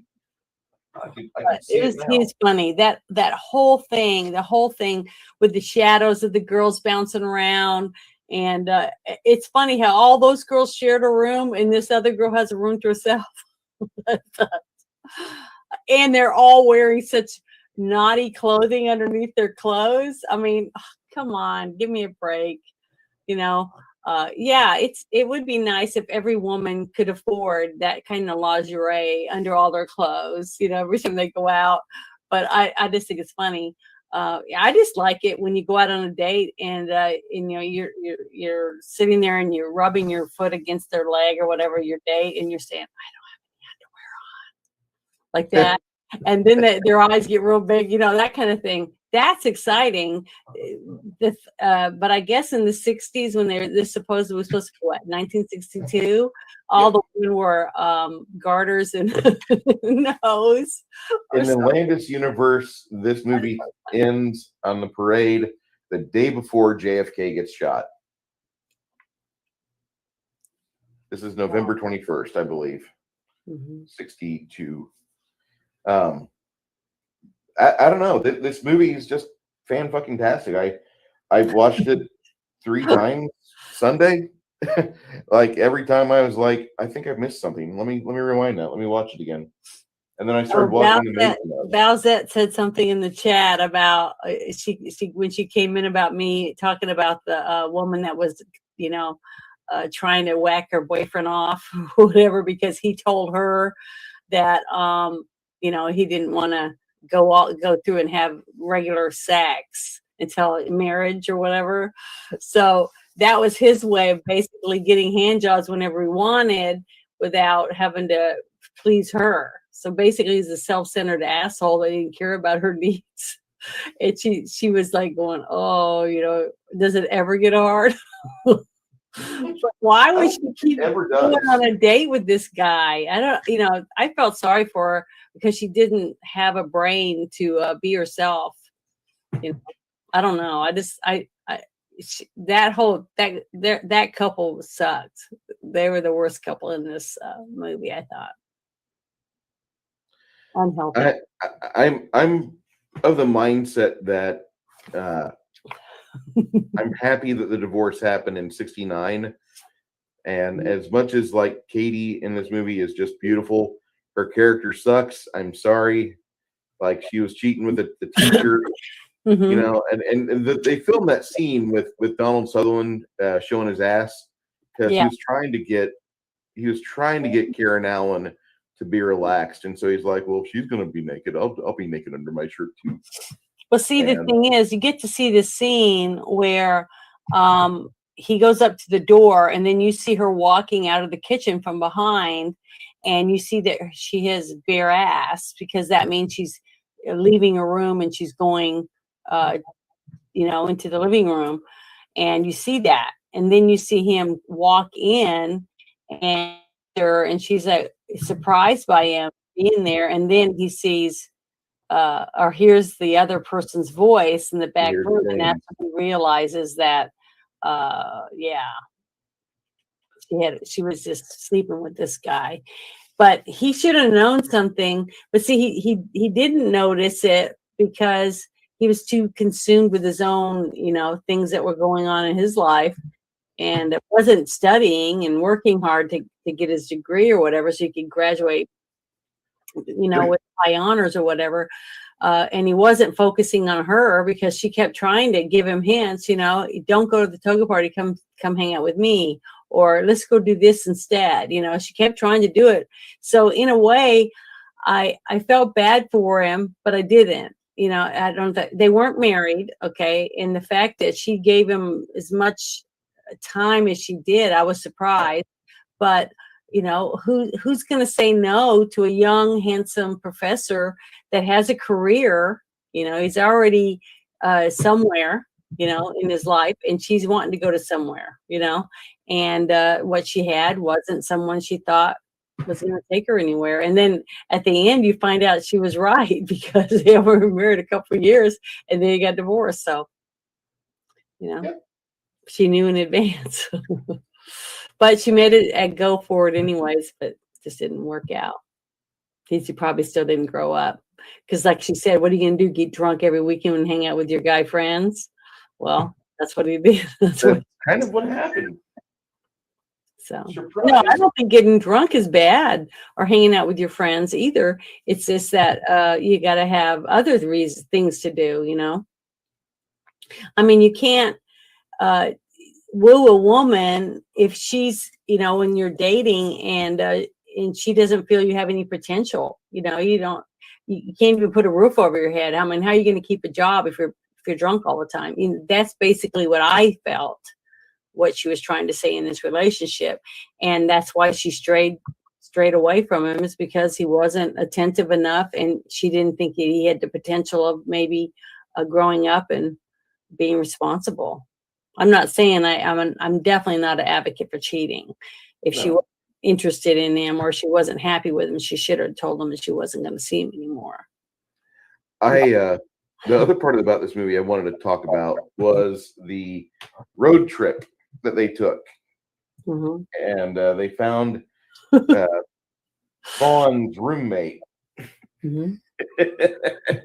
That was terrible. When he went in there and he started talking about that, then I was like, oh my God, that is the lowest of the low, to get someone to sleep with you by lying to him about your girlfriend being dead. That is just.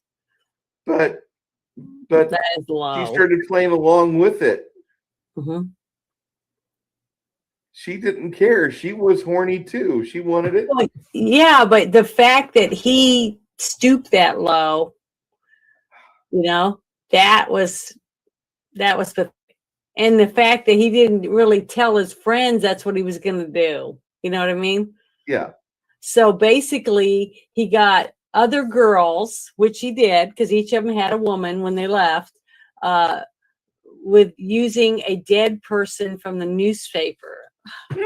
That was just low. I just thought that was cheesy and low. I didn't like that. I thought that was gross. Okay, we disagree on that.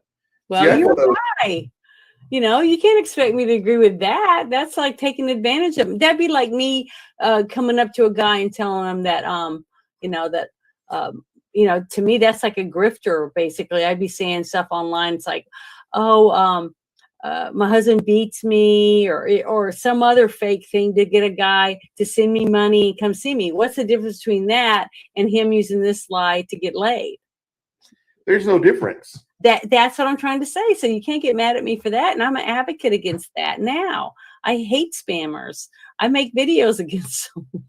You know, I hate people that try to pretend there's something they're not and try to scam people out of money or other things by lying to them, you know.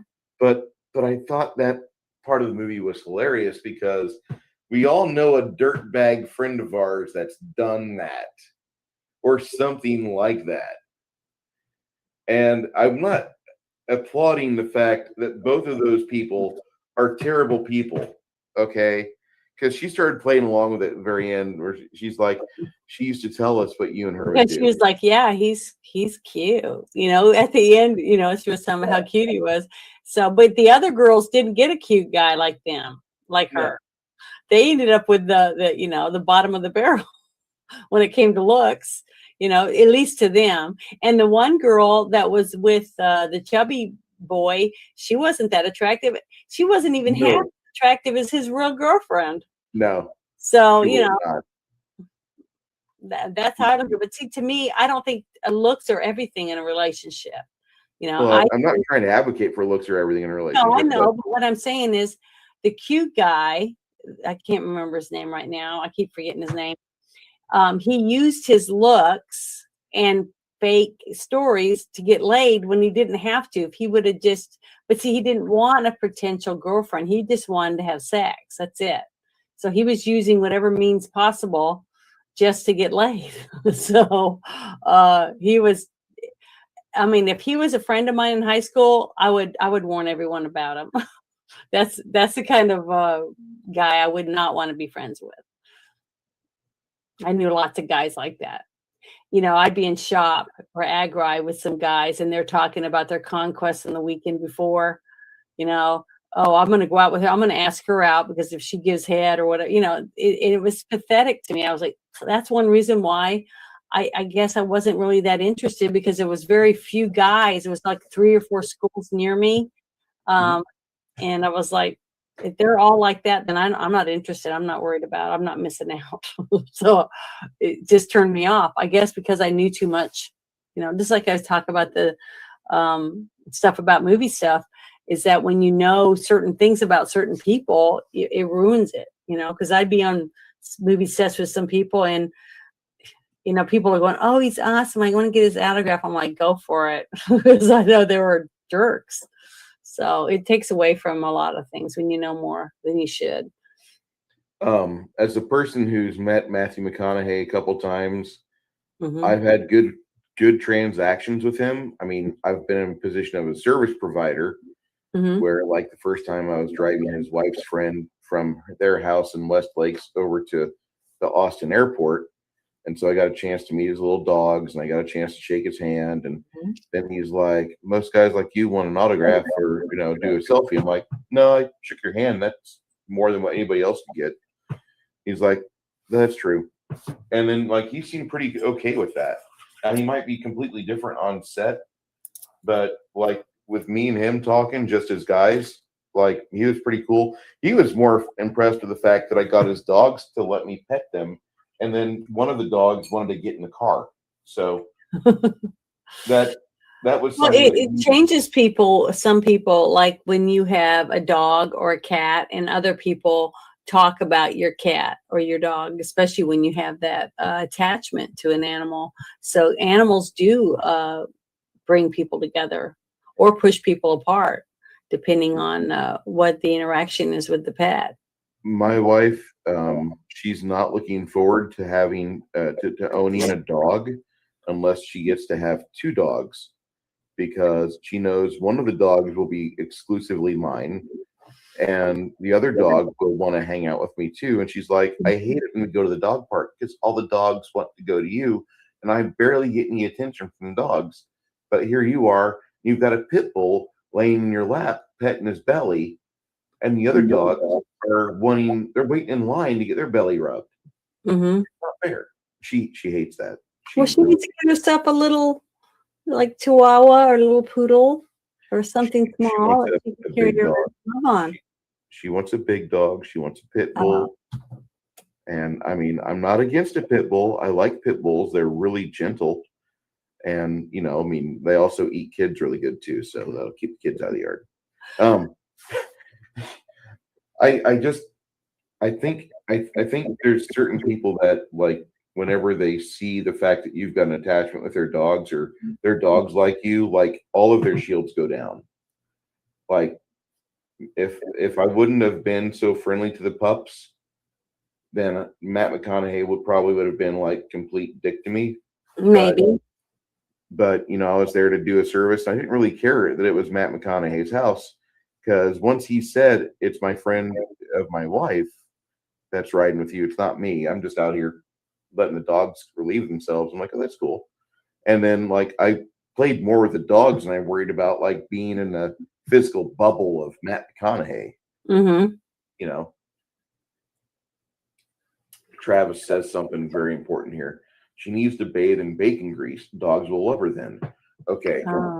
Matt, Travis, I shave my scalp with olive oil and I eat bacon on a pretty much daily. I eat at least 14 strips of bacon every week, which is why I'm fat. One of the reasons I'm fat. So I've just got to say that I win the scent test with dogs. That's all I'm going to say. Right? Yeah. Protect perimeter, kids within perimeter. Yeah. Bacon's amazing. Bacon is like the American food group. I do have to ask Janet. Mm-hmm. What would be your rating for this movie? Like, if you were trying to talk to somebody who'd never seen it before, like a young kid, and you had just seen this, like, what would you say to them? Well, I talked to two people today about me watching this movie, and one had recently watched it and they thought it was awesome, and the other person hadn't watched it yet. But I talked to him about it and I told him a little bit about it, and because they know that that I talk about movies and stuff, but that most of the movies that we talk about are the older ones because we don't agree with the woke stuff that we have out today, and this person agrees with me. So I think it depends on the person you're talking to, whether you would recommend this movie to them or not. But I would recommend it to most people, except for People stick up their butt. if somebody that's like under 16, I probably wouldn't want them to see it because there's things in it, even though it's an old movie, that I wouldn't want them to think that they can do it. You know what I mean? Or try it or whatever. Yeah. But just because you're 16 doesn't mean you can go get laid on a football field with somebody. Well, that part about the 13-year-old, but the thing is, when you see when John Belushi gets that bottle of, it looks like Jack Daniels, and he just drinks the whole thing down. Mm-hmm. There's little things like that if a younger kid or a couple boys, let's say like 3 boys get together that are 13 to 16, and they see people doing that in this movie and thinking they can drink a whole bottle and make a joke about it and try to drink it. I wouldn't want to see something like that happen. That would be one of the only deterrents really that I would be worried about, is because of the alcohol consumption. And not if they were just sitting around drinking beer like they were when the dean comes in to tell them their grades suck. That part, they're all just casually hiding their beers, trying to hide their beers. That's not a problem. It's the parts where they're just guzzling it. You know what I mean? Guzzling the bottles of booze and stuff like that. What, like the young girl that's drinking the punch, Mm-hmm. the whole thing down in like 2 seconds, and then gets another one and drinks the whole thing. Just little things like that. To me, with a younger person, I'd be worried that they would think that they did it in this. I think I could do it. You know what I mean? That would be the only thing I'd be worried about. But yeah, I think it's funny as heck. It's definitely humor that you cannot see today, and you would never see some of that was said or talked about in this movie. Not the pop part. It's not that aspect of it. It's the other things that they did throughout the movie that I wouldn't not approve of. Yeah, that I would say that you would never see. This is a movie, if you want to see nostalgia, this is a good movie for it, because the premise of everything that goes on in this movie, you'll never see. I mean, just like I said, we've gone back in time when it comes to what we were able to get away with in a film now. Because I mean, the woke left, the woke left is a bunch of laughter Puritans. They don't believe in laughter. It's just like we've gone back in time to the era of Footloose, and we're in that little small town, and Kevin Bacon was in this movie too. Yes, it was his first. This is Kevin Bacon and Karen Allen's first movie. Mm-hmm. Well, they were young, and he was funny, and him getting trampled on that one scene in the sidewalk. He was pounded into the pavement, if you noticed it. Yeah. I thought that was funny. So there was a lot of corny stuff, and you could tell that Landis loves John Belushi, or loved him. Yes. They probably would have made so many movies together that were all hits, I bet, if he didn't die. We got one more film out of this for John Belushi, and that was with John Landis, and that was the Blues Brothers. Mm-hmm. The reason why the Blues Brothers was made is because during the filming of this movie, John Belushi went into a bar, and there was a guy singing jazz and blues. He had a harpsichord and a harmonica, and it inspired Belushi to get some dark pants and a dark suit jacket and a white shirt, and to start doing something like the Blues Brothers. And that was the inspiration on set or offset of this movie that happened, and that's what created the Blues Brothers. Then Otis Redding in this movie wasn't known as Otis Redding. He had his birth name before that, but because they billed him as Otis Redding and the Knights, Otis Redding was like, shit, that's a more fly name than what I got right now. Mm-hmm. And so he legally changed his name to Otis Redding based on what happened in this movie. Well, that whole scene I thought was hilarious. And they do that now, where they all got in the car and then they went to that bar with those women they picked up, right? Mm-hmm. And they go in, and I didn't even notice. Okay, when they went in and you saw them singing up there, because you saw them on the billboard, and they went in and the camera panned around the room. I didn't even notice it was all black people. Okay. So I guess I'm not racist, because I just saw it as a full bar and the people were having fun and they were listening to music until the person mentioned that, everyone's black or something like that. Yeah. I went, oh, they're in a black bar or whatever. And then everybody could tell the one guy wasn't uncomfortable at all. I mean, he felt like he was right at home, but and everyone else, they handled it really well. I thought they sat down at the table, and they were waiting to get their drinks or whatever. And then when the 2 or 3 black guys showed up and walked over there to stand with them, dressed in their like Superfly outfit. Is that what you would call those clothes? I guess. I mean, I could say something, but man, I get booted off YouTube right now. Well, this dress like some of the TV shows I remember my mother liking, I can't remember the names of them so bad, but they had some really fly jackets. I'll just say they were like wearing the hats. They had the hats on that kind of looked like some of the hats I remember on the TV shows that my mom liked. But the one guy pulling the switchblade that was standing next to him at the bar, I thought that was funny. But then the huge guy walks over there and he goes, "We want to dance with your women." With the dates or whatever it was. And then to get up, he just picks up the whole table and rips it up. Floor. That little girl, that little brunette, whenever he gives her his hand and she puts her hand in his, she has that look of, oh my God, save me. And then what was really bad is that the guys go there, the one guy lies to him and acts like sorry, my finger's poking out, because this is the one I got my stitches in, people see. But I have to have the thing up. I'm trying to get, because it's still swollen. It won't bend all the way.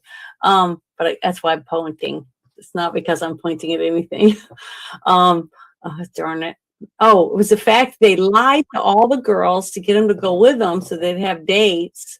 And then they go to the bar and it ends up being all black people. They rammed people's vehicles with their vehicle, and then they ran up and left the women. And then when they get in the car, the other woman's half naked, and so is the guy, because they were about to, do the finishing business in the back seat. And then she gets out and the girls end up walking home, or basically they all get in the car, but the guys left them in there with those big dudes. Mm-hmm. I mean, these guys were total a-holes in that scene to those girls. Except for the one chubby kid, because he was freaking out about his brother's car getting the shit beat out. Like, what do you call those things? The something derbies? Demolition derby. Demolition derbies, yes. I went to a couple of those when I was in high school. Man, that was fun. I got to agree with this. 6 Nation 31 King says, some may say Superfly. Yeah, that works a lot better than the word that was on the tip of my tongue. I said Superfly guys. My bad. Yeah, she was getting all boinky boinky. I don't know. I think the lady that the roommate to the girl that died, I thought she was probably like the sluttiest chick in the entire movie. Yeah, because basically her roommate was telling her how wonderful her lover was, and what he was doing to her and all that stuff, because girls talk about it just like guys do. So she was like, when she noticed that he's interested, that she was like, I'm gonna find out what my roommate was able to get, So she's kind of excited about it. So to me, I didn't think there was anything wrong with that. And I didn't think it was bad on her part. Her friend was dead. And she didn't know that this guy wasn't really the boyfriend. She really thought he was. So she wasn't as bad as him. It's just that she was like, inquisitive, wanting to find out what she was missing out on. She Like the apparently hands-off girl. she was on the road to get that answer, by the way, until She didn't. yeah. She started to think about it now. Just sit back and go home and think about what could have happened instead of what did happen. But yeah, that was a funny scene though. The whole thing, the awkwardness of everyone. I love this. This is like one of my favorite movies of all time. Probably in my top 10. Easy top top 10 movie of all time. I don't understand why some people would not rate it high. I'm going to give it an 8.5 because of a lot of I reasons. had given the Blues Brothers a 9. Okay, remember, because I said I don't know if I could give it a 10, but this one I would give it like a 7 and a 7. Okay. I thought it was really funny though. I did laugh, and if it hadn't been for John Belushi, I don't know if I would have liked it as much. He tied the movie together. He really did. I think there's a lot of things about this film that aren't perfect, but there's a lot of parts about this movie that are just fucking amazing, and they've admitted this movie into the halls of Congress to be preserved for its historical accuracy and for its cultural impact. Blah blah blah blah blah. The thing is, my rating isn't. Sorry to interrupt you, but before I forget my thought process, isn't because the movie was bad or that I think like the script, because I thought all of it. Now that I'm older and I understand more about the whole thing about college and fraternities and things like that, because I've been trying to read about it and stuff, is the fact that I didn't understand any of it. You know what I mean? That when you don't understand it, like we talked about many times about gunplay and sword play. I love kung fu and things like that. So that scene with the one girl on the bus, remember from that movie, Meat Train or whatever? Yes. That scene was freaking phenomenal to me because I understand and I enjoy that type of battle. You know what I mean? I understand the way that they fight, so it's entertainment to me.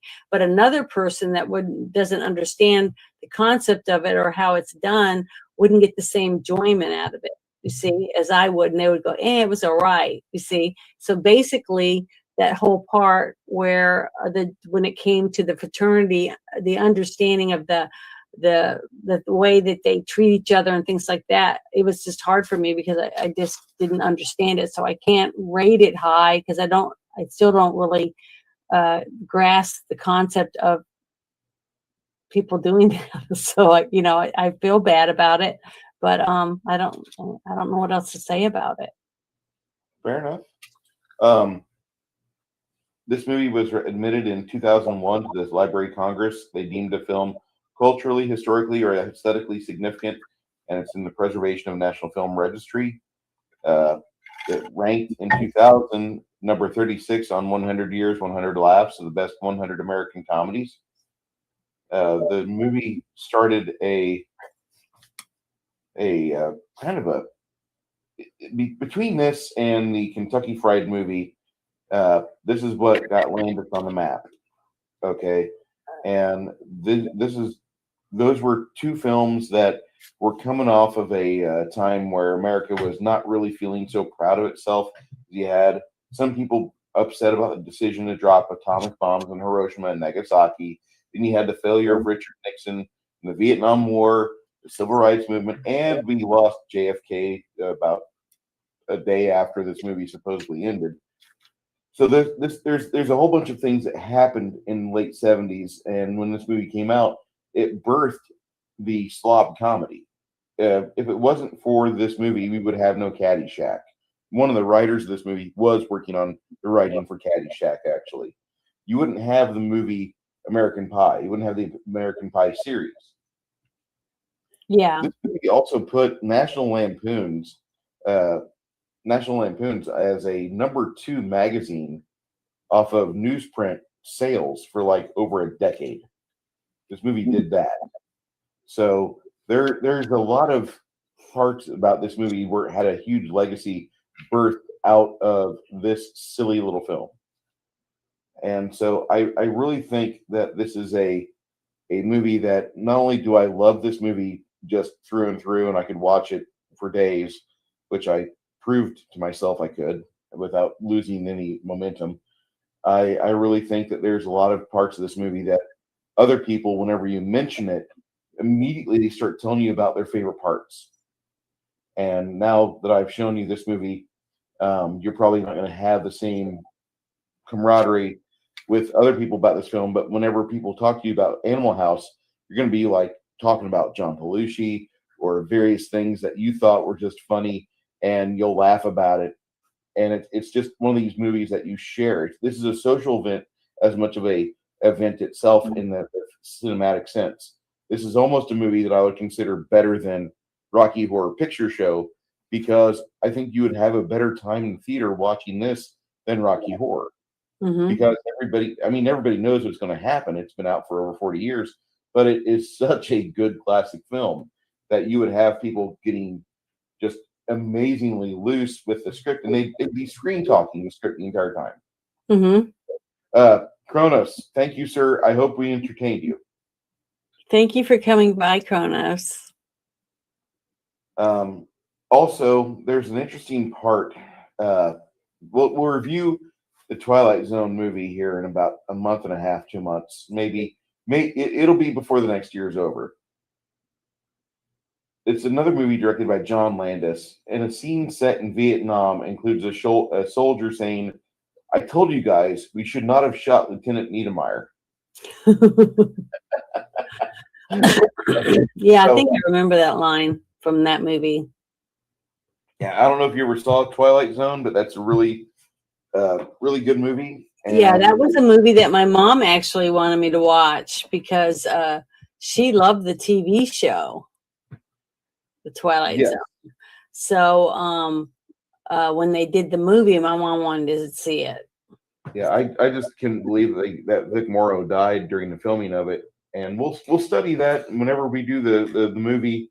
I'll do some studies on what happened with the helicopter crash and let you know what I found out, and anything extra I could belch out and tell you guys about. I'm going to do that. But I consider this movie to be a high rate. This is a 9, probably in my top 10 movies list. Janet, not so much. I would give it a higher rank if I understood more about that part of it. But it's not the movie's fault.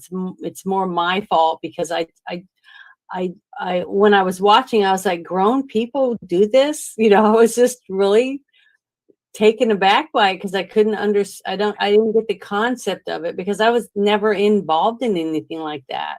So, it's hard to judge something that you've never dabbled in. You know, I don't know if that makes any sense or anything, but to anyone, I'm trying to be as honest as I can about it. But I thought it was excellent. I thought when it came to the acting, the overall story, the character arcs, I thought all that was, top notch. And definitely the director is great. I mean, I've liked every movie I've seen that he's directed.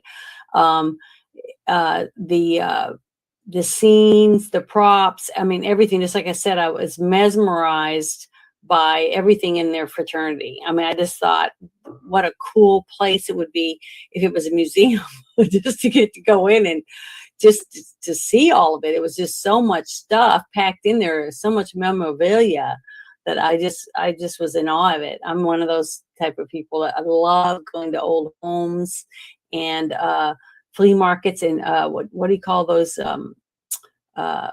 The auctions that they do at these people's homes when people pass away and they just go in and do, one of those. I can't remember what that word is right this second, but those type of auctions where they go into a home and you can just go in and pick things out and buy it, books or this whatever it is they have because the person had passed away.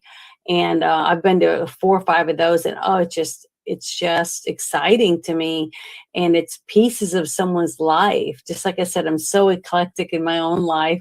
I have so many random things that have no rhyme or reason, but they make me happy when I have them. I mean, this, like I showed you guys, I know I showed Bruce my can of J.R. Ewing beer. It's an unopened can, and I love it. Every so often I'll just pick it up and hold it and look at it and stuff, just simply because I have one. I don't know if that makes any sense. I know it sounds really stupid, but I just like, that's just who I am. So it's hard for me to give a mark on something or to give it a high score when I don't know whether I'm right or not, because I don't know anything about that part. But the comic part of it, I definitely would give a 9, because I laughed through the whole thing, pretty much from beginning to end. I laughed, and I did think that the girl was for cheating on her supposed boyfriend with a hot young professor, even though he was, he looked pretty good. I'd never seen him that young. I've never seen him in anything that young. I didn't see any of his older movies, but he was very attractive. So I could see why she'd be interested in him, and I could see why he'd be interested in her, because she's just adorable, very pretty, beautiful, big, beautiful eyes and beautiful freckly face, very fresh, girl next door kind of look. She's got a better Valerie Bertinelli than Valerie Bertinelli. That's all I'm going to say.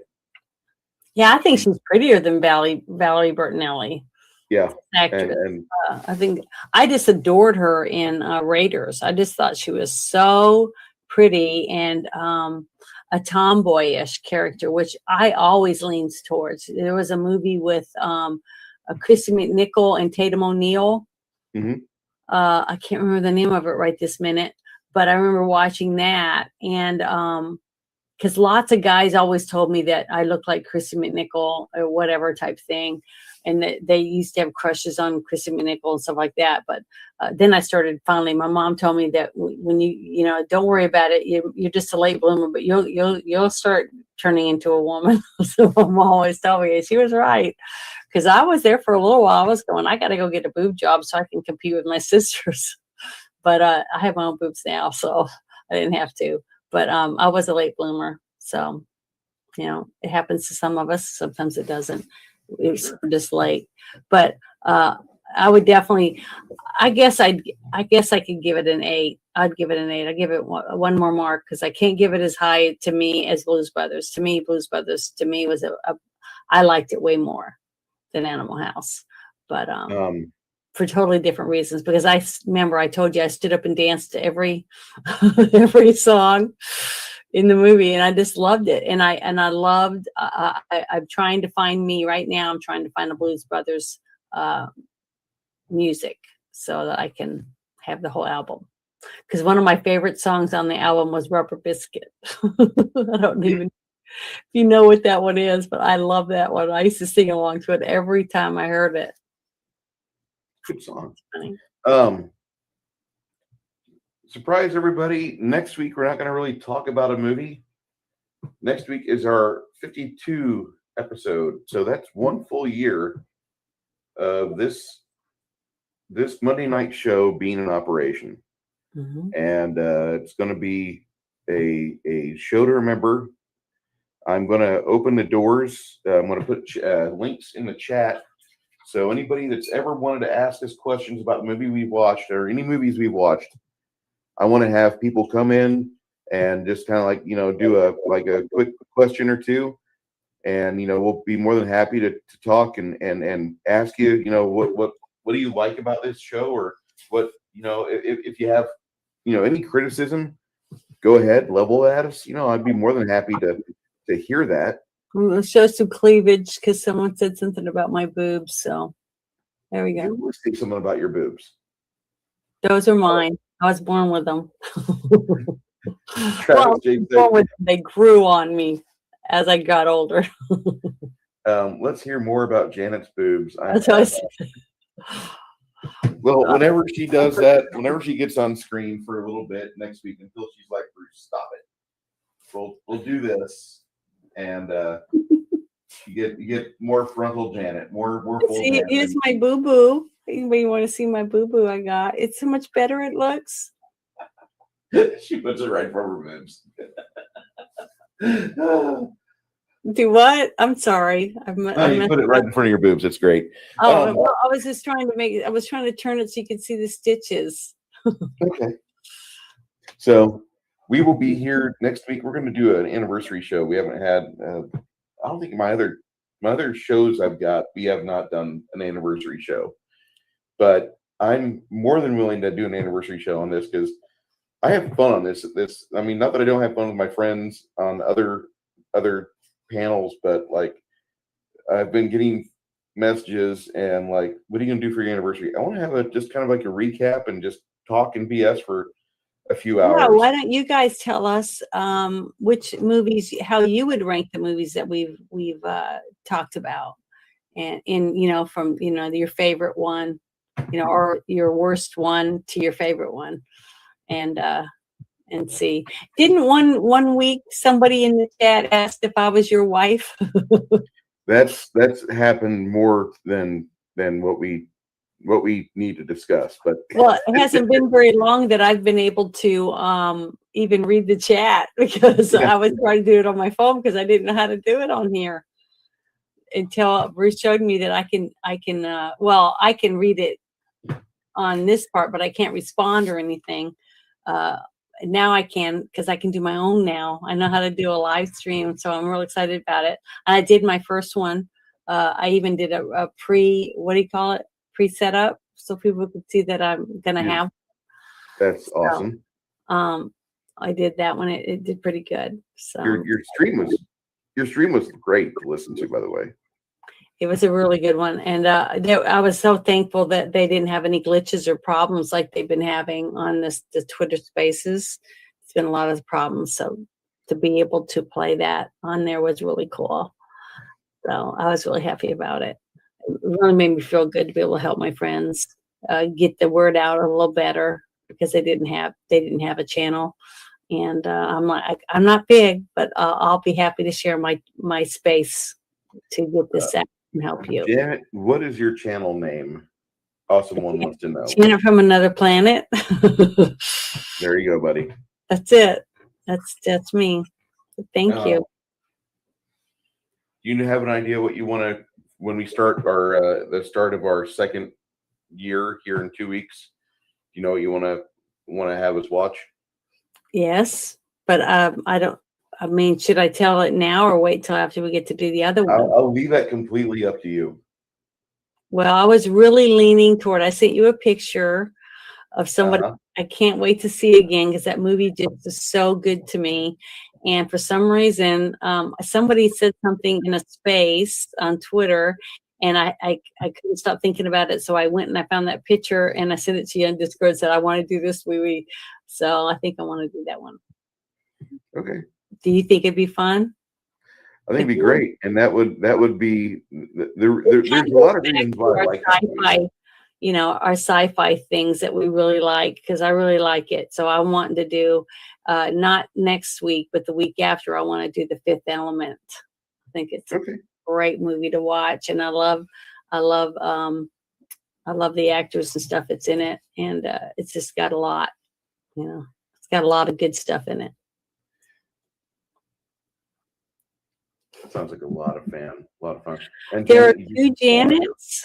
Well, there's two echo. There's an echo. I'm sorry. You're good. I am. Is it me that's echoing? You're fine. Okay.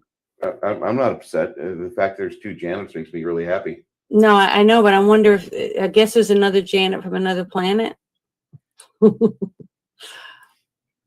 Oh, there's that you have on the end of your. Two. It has I guess they gave that some actress that's on a soap opera a long time ago, her Janet from Another Planet. So I guess they gave her the one, and they gave me the two because I'm I'm not famous like she was. I don't remember what her name is though. And I never watched that soap opera or anything, but Fair enough. my name is Janet, so hers isn't. I think this is about a good time as any for us to wrap up the stream, and really want to thank everybody for showing up for our.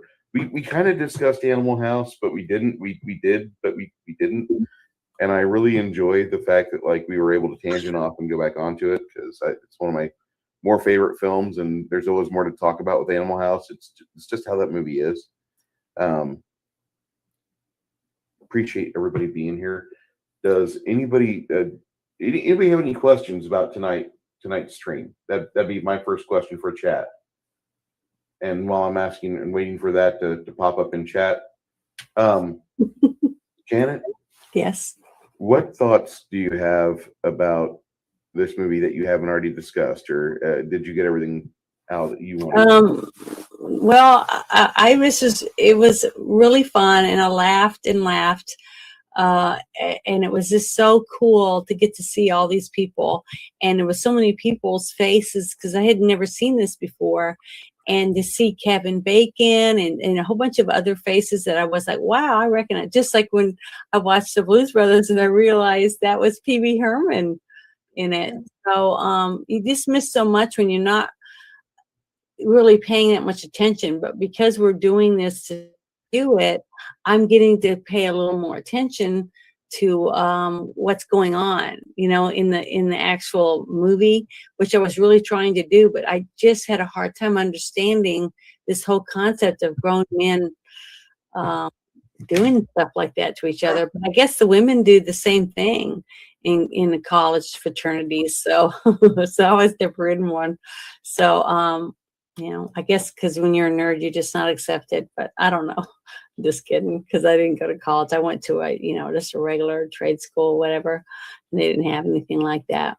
But the only thing that it was kind of sad was after I watched it, and the more I was thinking about it, was the sad fact that we've gone back in time to where we had so many freedoms and stuff. That's the sad thing. And I know it's my fault that this happens to Bruce's show, because everything, I guess I overanalyze everything, because I watch this movie and I laugh at all the funny things that they did in this movie to men, women, everyone. Everyone's a target.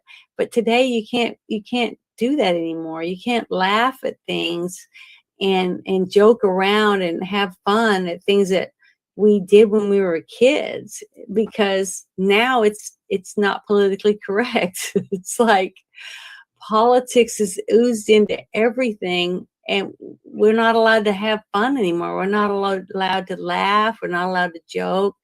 It won't be long. The only costume you're going to be able to wear is just a costume that makes you look like everyone else.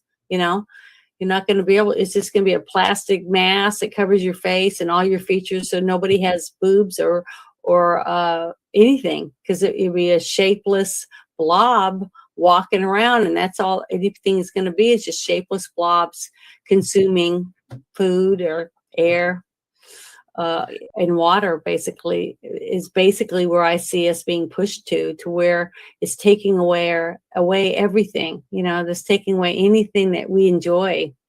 And I'm sorry, I hate to keep doing that, but that's what makes it's me sad. Completely fine. I wouldn't be upset if I hadn't there was a movie called Harrison Bergeron, which was based off of an amazing Kurt Vonnegut story, and Sean Astin in 1994 or 1996, I can't remember which, but he played Harrison Bergeron in that movie, and you're describing exactly the fucking movie. I haven't seen the movie, but to me it's just sad because I don't know, it's just sad to me that so many people, if we don't do something to fix it and be able to bring back real comedy, having a writer be able to write something down, their imagination down on a piece of paper and make a screenplay and be able to take it to someone and someone read it and go, oh my God, that's so good. It's a love story or a comedy or whatever it is, and be able to get the people that like it to get the money and the funding and find locations and actors and do all the stuff and then bring it to life so other people can see the vision that the person had in their mind when they wrote it down on a piece of paper or wrote a book about it.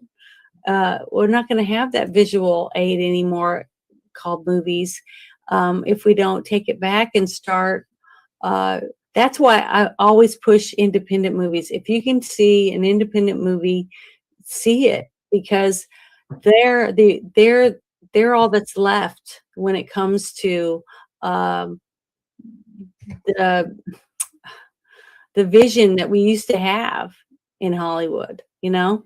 And once we get that, if we can strive to get that, maybe our grandchildren will get to actually watch a movie that's made that's good. You know, it's about entertainment instead of political views being crammed down your throat.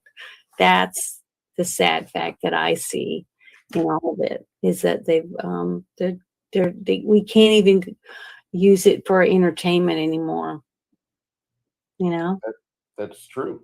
I mean, it just kind of upset I mean, me. when you buy a ticket to go see a porn, you know, you're going to get lucky. You're going to watch it knowing it. When you get to the end of it, you're going to get laid, right? Well, when you go to buy a ticket to a regular movie, you're going there to get entertainment, you know. Like I told you, I went and saw the Dungeons and Dragons movie and I loved it. I stood up at the end and I was clapping. I was so happy. And other people were clapping. And it was so much fun. I felt like a little kid. I mean, watching it. And it's been so long since I've been able to go to the movies, eat popcorn and have a slushy drink. And just love the movie and laugh and be immersed in it. And I just want to get back to that. I really do. Be able to sit and hold hands with someone watching a romantic movie, or be able to sit and laugh next to someone and enjoy a wonderful movie that has a great story that isn't for just one type of person. And I don't know. I'm trying to keep my hopes up, but I'm so thankful that we still have movies that we can watch that were older, that have so many wonderful stories to be told, you know. And for young people that haven't got to see them yet, to get to see a movie and see what real entertainment was. I still want to do that. So that's why I'm doing this with you, Bruce, because I think that we're not doing it the typical way that everybody does it. You know, we're doing it from our hearts. And we're sharing our true feelings about something and how much we love it or how much we hate it, because we don't always agree on everything. And that's what makes it more real. Is that we're talking about stuff that even you and I don't agree on every time, you know, because that's reality. Not everybody likes what someone else likes. Yeah, I'm pretty okay with that. I don't want Me to nitpick too. echo chamber. I don't either. That's what makes it fun. Yeah. I like hearing what you have to say when I'm not interrupting you. And I do such a good job of not saying things like, "Well, yes, Janet, I was finished talking. Go ahead." I don't need. No. Because I'll get back to it. We'll get back to it. Okay, I got interrupted. No big deal. But like, it's part of the fun of having a conversation. Sometimes you don't get to go talk whenever you think it's your cue to talk. You'll say something and it triggers somebody else. Like, oh, hold on, before you finish, let me say this. And that happens. That happens. And I think a lot of people do that, and that's fine. I'm not upset about that. Well, see, I like it because it's almost like we're sitting in your house and we each got a drink and we're just sitting and discussing a movie we just watched. That's the entire goal for this. And that's what I like about it. It's a different way of being able to have a discussion about something. And, you know, I wish more people could do that. I wish more people could just sit down and talk about their feelings about something, whatever the topic is, but talk with somebody that is not going to judge you because you have a different point of view. And that's something that's really we've gotten away from in everyday life, is that people are afraid to talk about things anymore because it's not worth it. We'll get in a fight, or they're going to hate me, or they're going to block me, or whatever. So it's just nice. I like being able to talk about something and be myself when I'm talking about it. And sometimes I say things and it goes over my head, or what, I don't understand it or whatever, but oh well, it's just the way it is. That's The reality. way life goes. Mhm. No, I plan on doing the stream until I'm no longer able to do the stream. So if you want to do this on Monday nights, it's great, because my wife really. I love it. I cannot believe we've done it this long. It just doesn't seem like we've been doing it this long. 52 shows. Next week. Yeah. I know. I would say, if someone had asked me, I said maybe 30 something, maybe, because it doesn't seem like it, does it? Mm-hmm. It's gone by really fast. It doesn't feel like it's been that long. Mm-hmm. But it has. If there's any questions anybody has, lay them in the commentary track or the comments of this video. Just give it a few seconds once we end this. We'd be more than happy to talk about that. Six Nation 31 Kings. We did. There are people that get upset because you went and saw the D&D movie, and how dare you enjoy the D&D movie? But the movie itself, not a bad thing. Actually, pretty okay. There's some problems with it. I'm not going to say it's a perfect film, but I will say that it's all right, But I don't like the house that made it, and that's where I'm going to give my friends in the chat a voice, because the reason why I'm worried about that is that they're going to take away what was D&D, which was geeks around a table making fart jokes and trying to roll dice and trying to get through combats, and then like talking about treasure, and then talking about the cute girl in middle school. They're going to get away from that, and we're going to start making it a lifestyle brand where there's like D&D pajamas and D&D wedding gifts, and now there's D&D this. It's everything about the D&D itself. There's no more game. There's no more.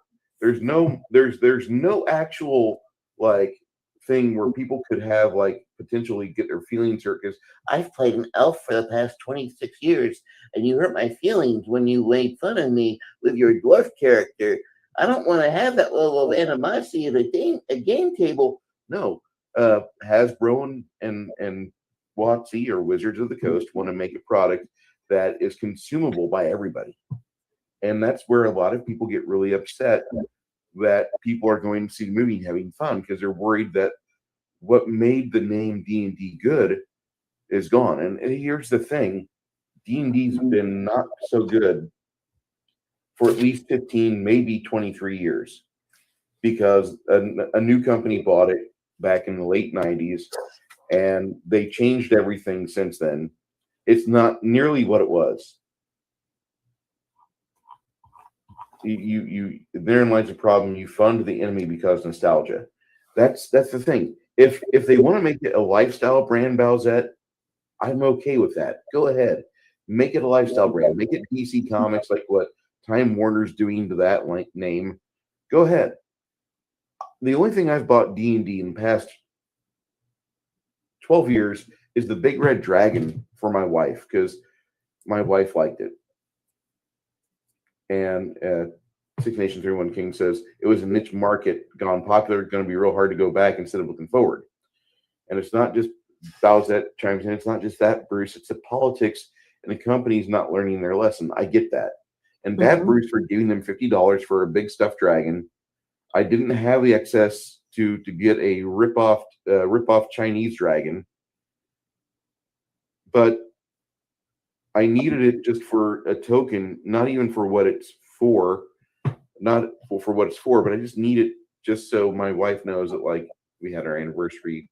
I want you to have this. This is, and she likes it a lot, and that's all I care about. I don't care about the D&D name. It's all under the bridge. Like that's good. I think that's very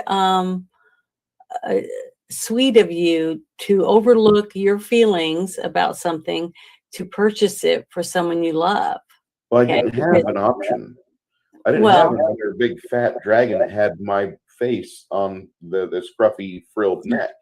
well, didn't what I have that. mean is, I think that that's great that you did that, and what I want to say is that I got to dabble just a tiny bit in Dungeons and Dragons when I was young, and then I never did get the opportunity to do it because every time I had some people that were able to do it, we moved. I mean, I grew up as an Air Force brat, so every 2 years we were moving. So no one wanted me to play because they said, "Well, she's never going to be here because she's in the leave." So I that was dashed, and then one day we were all talking in here and in Discord, and Bruce had said something about that he does that, and I was like, "Huh?" So I went and I was watching them play, and I was like, "This is awesome to get to do this." And I didn't think I'd ever get to do anything like this. And then when they invited me to try to play, I said I would love to try, but I felt kind of bad because I didn't want them to have to put everything they've worked so hard for on hold to help me out. But once they did it, each week, just getting to hear the story and get to immerse myself in, and how can I help my team be more successful, and learning new spells, and just learning the stories about the different characters that have been involved earlier before I even joined the game. All these things, to me, it's just been phenomenal. I've loved it. I'm learning from it, and it's fun. I look forward to doing it each 2 weeks on Saturday and spend 8 hours playing live online with a bunch of people just sitting around on a computer. But it's fun, and I'm excited about it. And then when the movie came out, I didn't realize that Dungeons and Dragons and Pathfinder or any of that stuff was different. I just assumed all of it was the same thing because I'm not well versed in all of that yet. I haven't learned any of that. All I'm looking at is almost like in the childlike honest of getting to be accepted into doing it. So when I saw the movie, it was almost like I was in the movie. I was playing the game in my mind with the characters on the screen. And I'm talking about the just what I saw, like, I guess like a child would see it. And I don't know anything about all the other things that you guys seem to be upset about, but I can only tell you my perspective, from what I know in my own personal life. That's all I have. It's the only thing I have to go on. And I don't think that's wrong that you feel this way. I have lots of things when it comes to child slavery and things like that, when it comes to Nike tennis shoes and things like that. So I can understand, but I know about that perspective of something.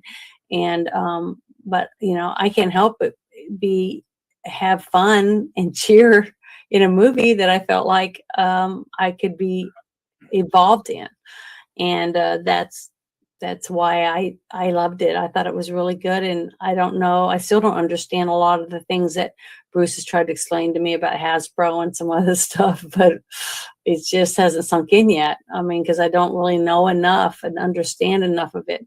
But I guess as I play and I learn more about it and understand more about the person who started it and all that they put into it, and the different companies doing different things, backstabbing each other and stuff. Yeah, that's all bad, and I don't want to support that. But I didn't know any of that stuff before I got to start doing this. So I'm thankful that you guys accepted me and you're letting me learn each week and get to interact, because I love it. I mean, I might be a bad person because I give money to YouTube, which I do. I give $10 a month to YouTube because that's the contract they have with me for no ads. Whenever I surf YouTube or YouTube Music, more importantly, YouTube Music allows me to have access to their complete Google Play audio library. So whenever I want to listen to something, I don't got to listen to fucking 45 seconds of ads. Every fourth song, I don't got an ad. I don't have to worry about ads. So I'll pay the $10, and I'm a bad person for doing that. But there's not another music service that has everything I want like this Mhm. one. And I maybe SoundCloud might, if but they don't have the play ability that YouTube Music has. Secondly, by me paying them, it allows me the chance to bitch. And that's something that you as a paying customer deserve. So if we're fucking up here,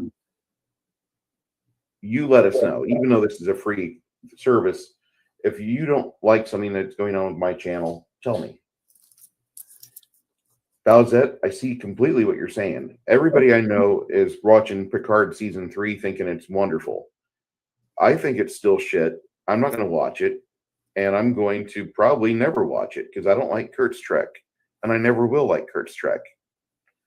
I have a lot of books that I need to read. I have a bookstore across from my home that I need to go visit more often. I don't need to watch more stuff. I only use the YouTube because it's what's on whenever I get my hands full of paints and miniatures. Mhm. So that's what I do. That, and I'm getting more into audiobooks. An awesome one hits it completely right. I don't care about dead IPs. Star Trek, Star Wars, Doctor Who, great stuff in the past. Ever since they got purchased by somebody new, it's been pathetic. I mean, I don't know anybody who's been happy with Star Wars since 2012. I don't know anybody who got excited about Star Trek 2012 because nobody cared to see a reboot of Khan. Khan was perfect in 1982. Mhm. Travis, J1975. Yeah, I'm sorry about the lack of gratuitous nudity on the stream. We did have some gratuitous nudity on last stream with Blaine or with Chimerian because we got to see what his desktop had on it, and holy shit, like plenty of nakedness. What are you on there. talking about? No. On Thursday night, my friend Ty was running a game for us. Mhm. Oh, I And- stopped in. I said hi to and- everyone. There was a moment where he had his screen visible, and there Oh, were boobs broadcast out on YouTube. Not saying it was a good stream. I'm going to say that I had boobs broadcast out on YouTube from my channel, and I'm surprised I haven't gotten an angry letter yet. But Mhm. whatever. I've seen more than boobs on YouTube. Yeah, So exactly. I don't have it on my channel. I Yeah, even you have people make fun of me because I have things that I have for 18 and older, but it's not for nudity. It's just because I say a lot of dirty innuendos, in some toasts and a couple jokes that I think are inappropriate for young people. And, if somebody else wants to show their boobs and their ass and whatever else and do whatever with jewelry on here, that's great, but it's not going to be me. I'm not going to have my name on it. I'm just waiting for the day where somebody's like, Janet, I'll super chat you $100. Show us your feet, and you do that, and you ruin your channel. I won't do it. If they want OnlyFans, then they can go to OnlyFans. I've had people ask me to send them pictures of my feet, and I'm like, why? What do you want my feet for? I'm not going to do it. So I don't care. I'm not that hard up. I mean, I can. I got chickens. I have eggs. I can grow a few things for myself, and if I get bad off, I can just get a job. Outside the home. True. I think you're missing out on some money by not having a chicken stream. I'm working on that. I'm slowly showing my chickens as they grow.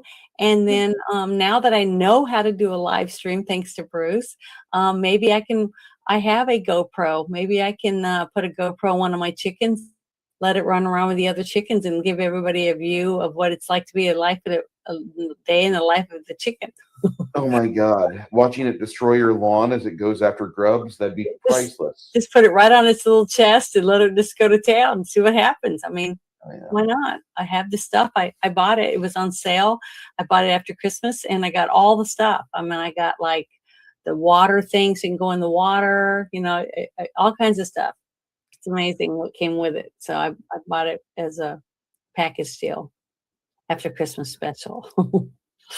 And I do it from my phone. So that's cool. But I have to learn how to use all that stuff. So I'm going to tell you guys, and yeah, this is Travis hits it on the nail here. This is why we love Janet. She's dirty, wholesome fun. Huh? Absolutely, sir. What's the dirty part of it?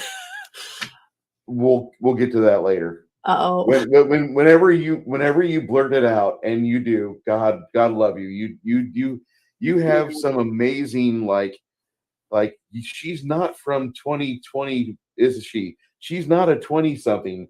No, what Janet says is something that a Gen Xer would say, which is great. Dirty, wholesome fun. God, yes. You should take that to Teespring.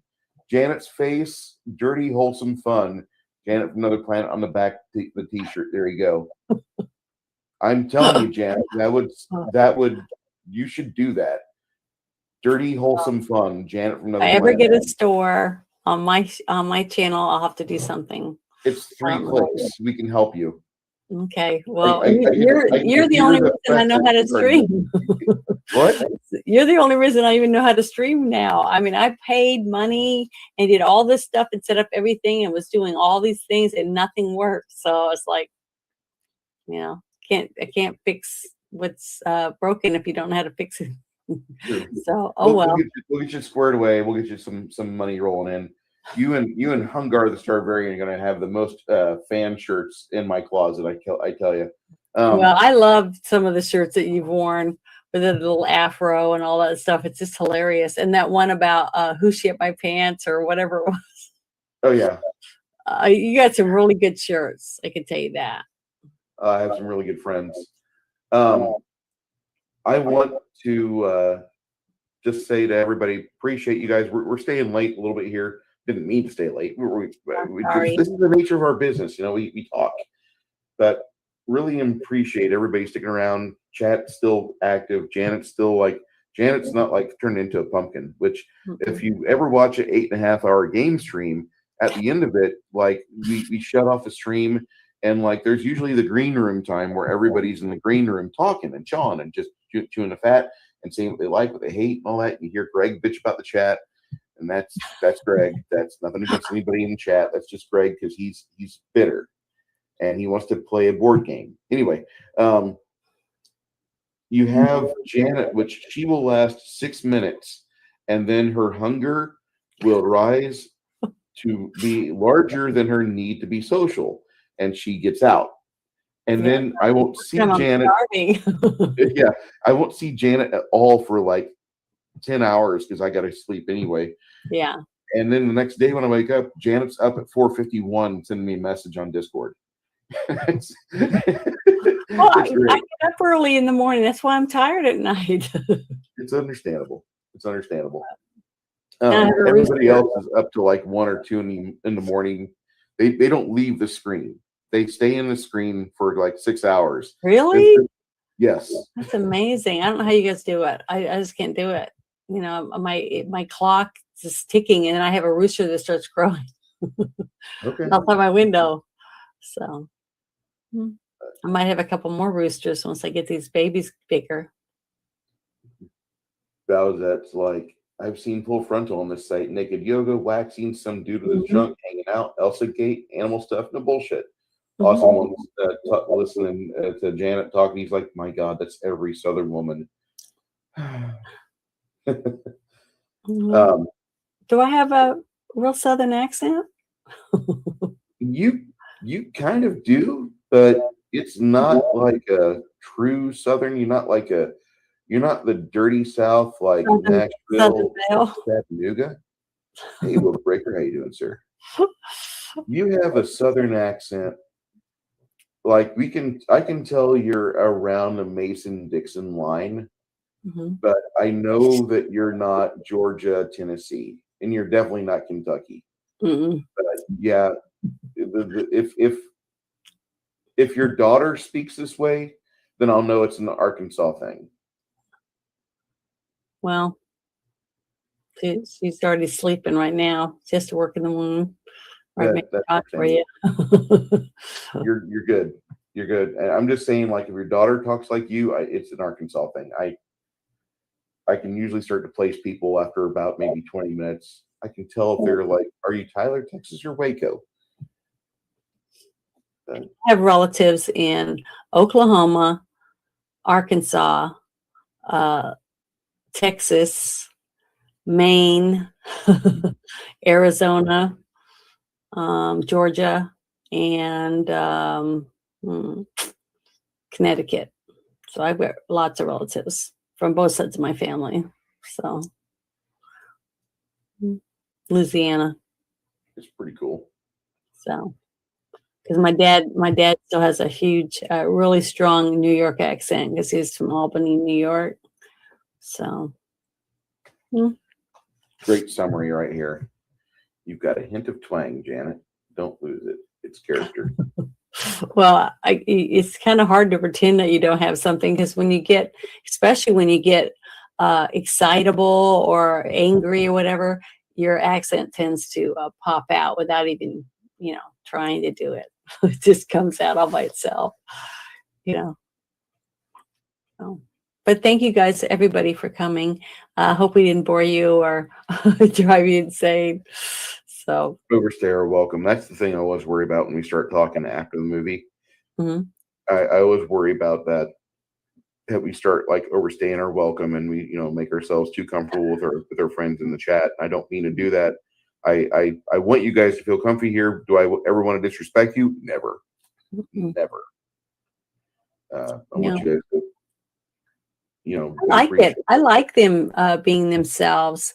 Bowsette came into my stream that I did for my friends on the Spaces one, and we talked a lot in there. There was a couple people in and out talking, but I like it. I like having real questions and real answers and trying to, have real discussion about things. That's the only way to solve anything is actual discussion and talking about it. If everybody just says, oh, here, talk to the hand or whatever, how do you get anything done, So I like it. I think it's good for everyone. I wish more people would do it. But it's like I said, people are afraid to voice their opinion because they're either going to get ostracized or doxxed or, or something. It's fear. And that's a sad thing that we'd be in America and feel that way, huh? It's fear, completely fear. Mm-hmm. People are scared of being, their fear of missing out and fear of being ostracized are two things that people will bend the rules of reality for them to work around. They don't want to have to deal with that.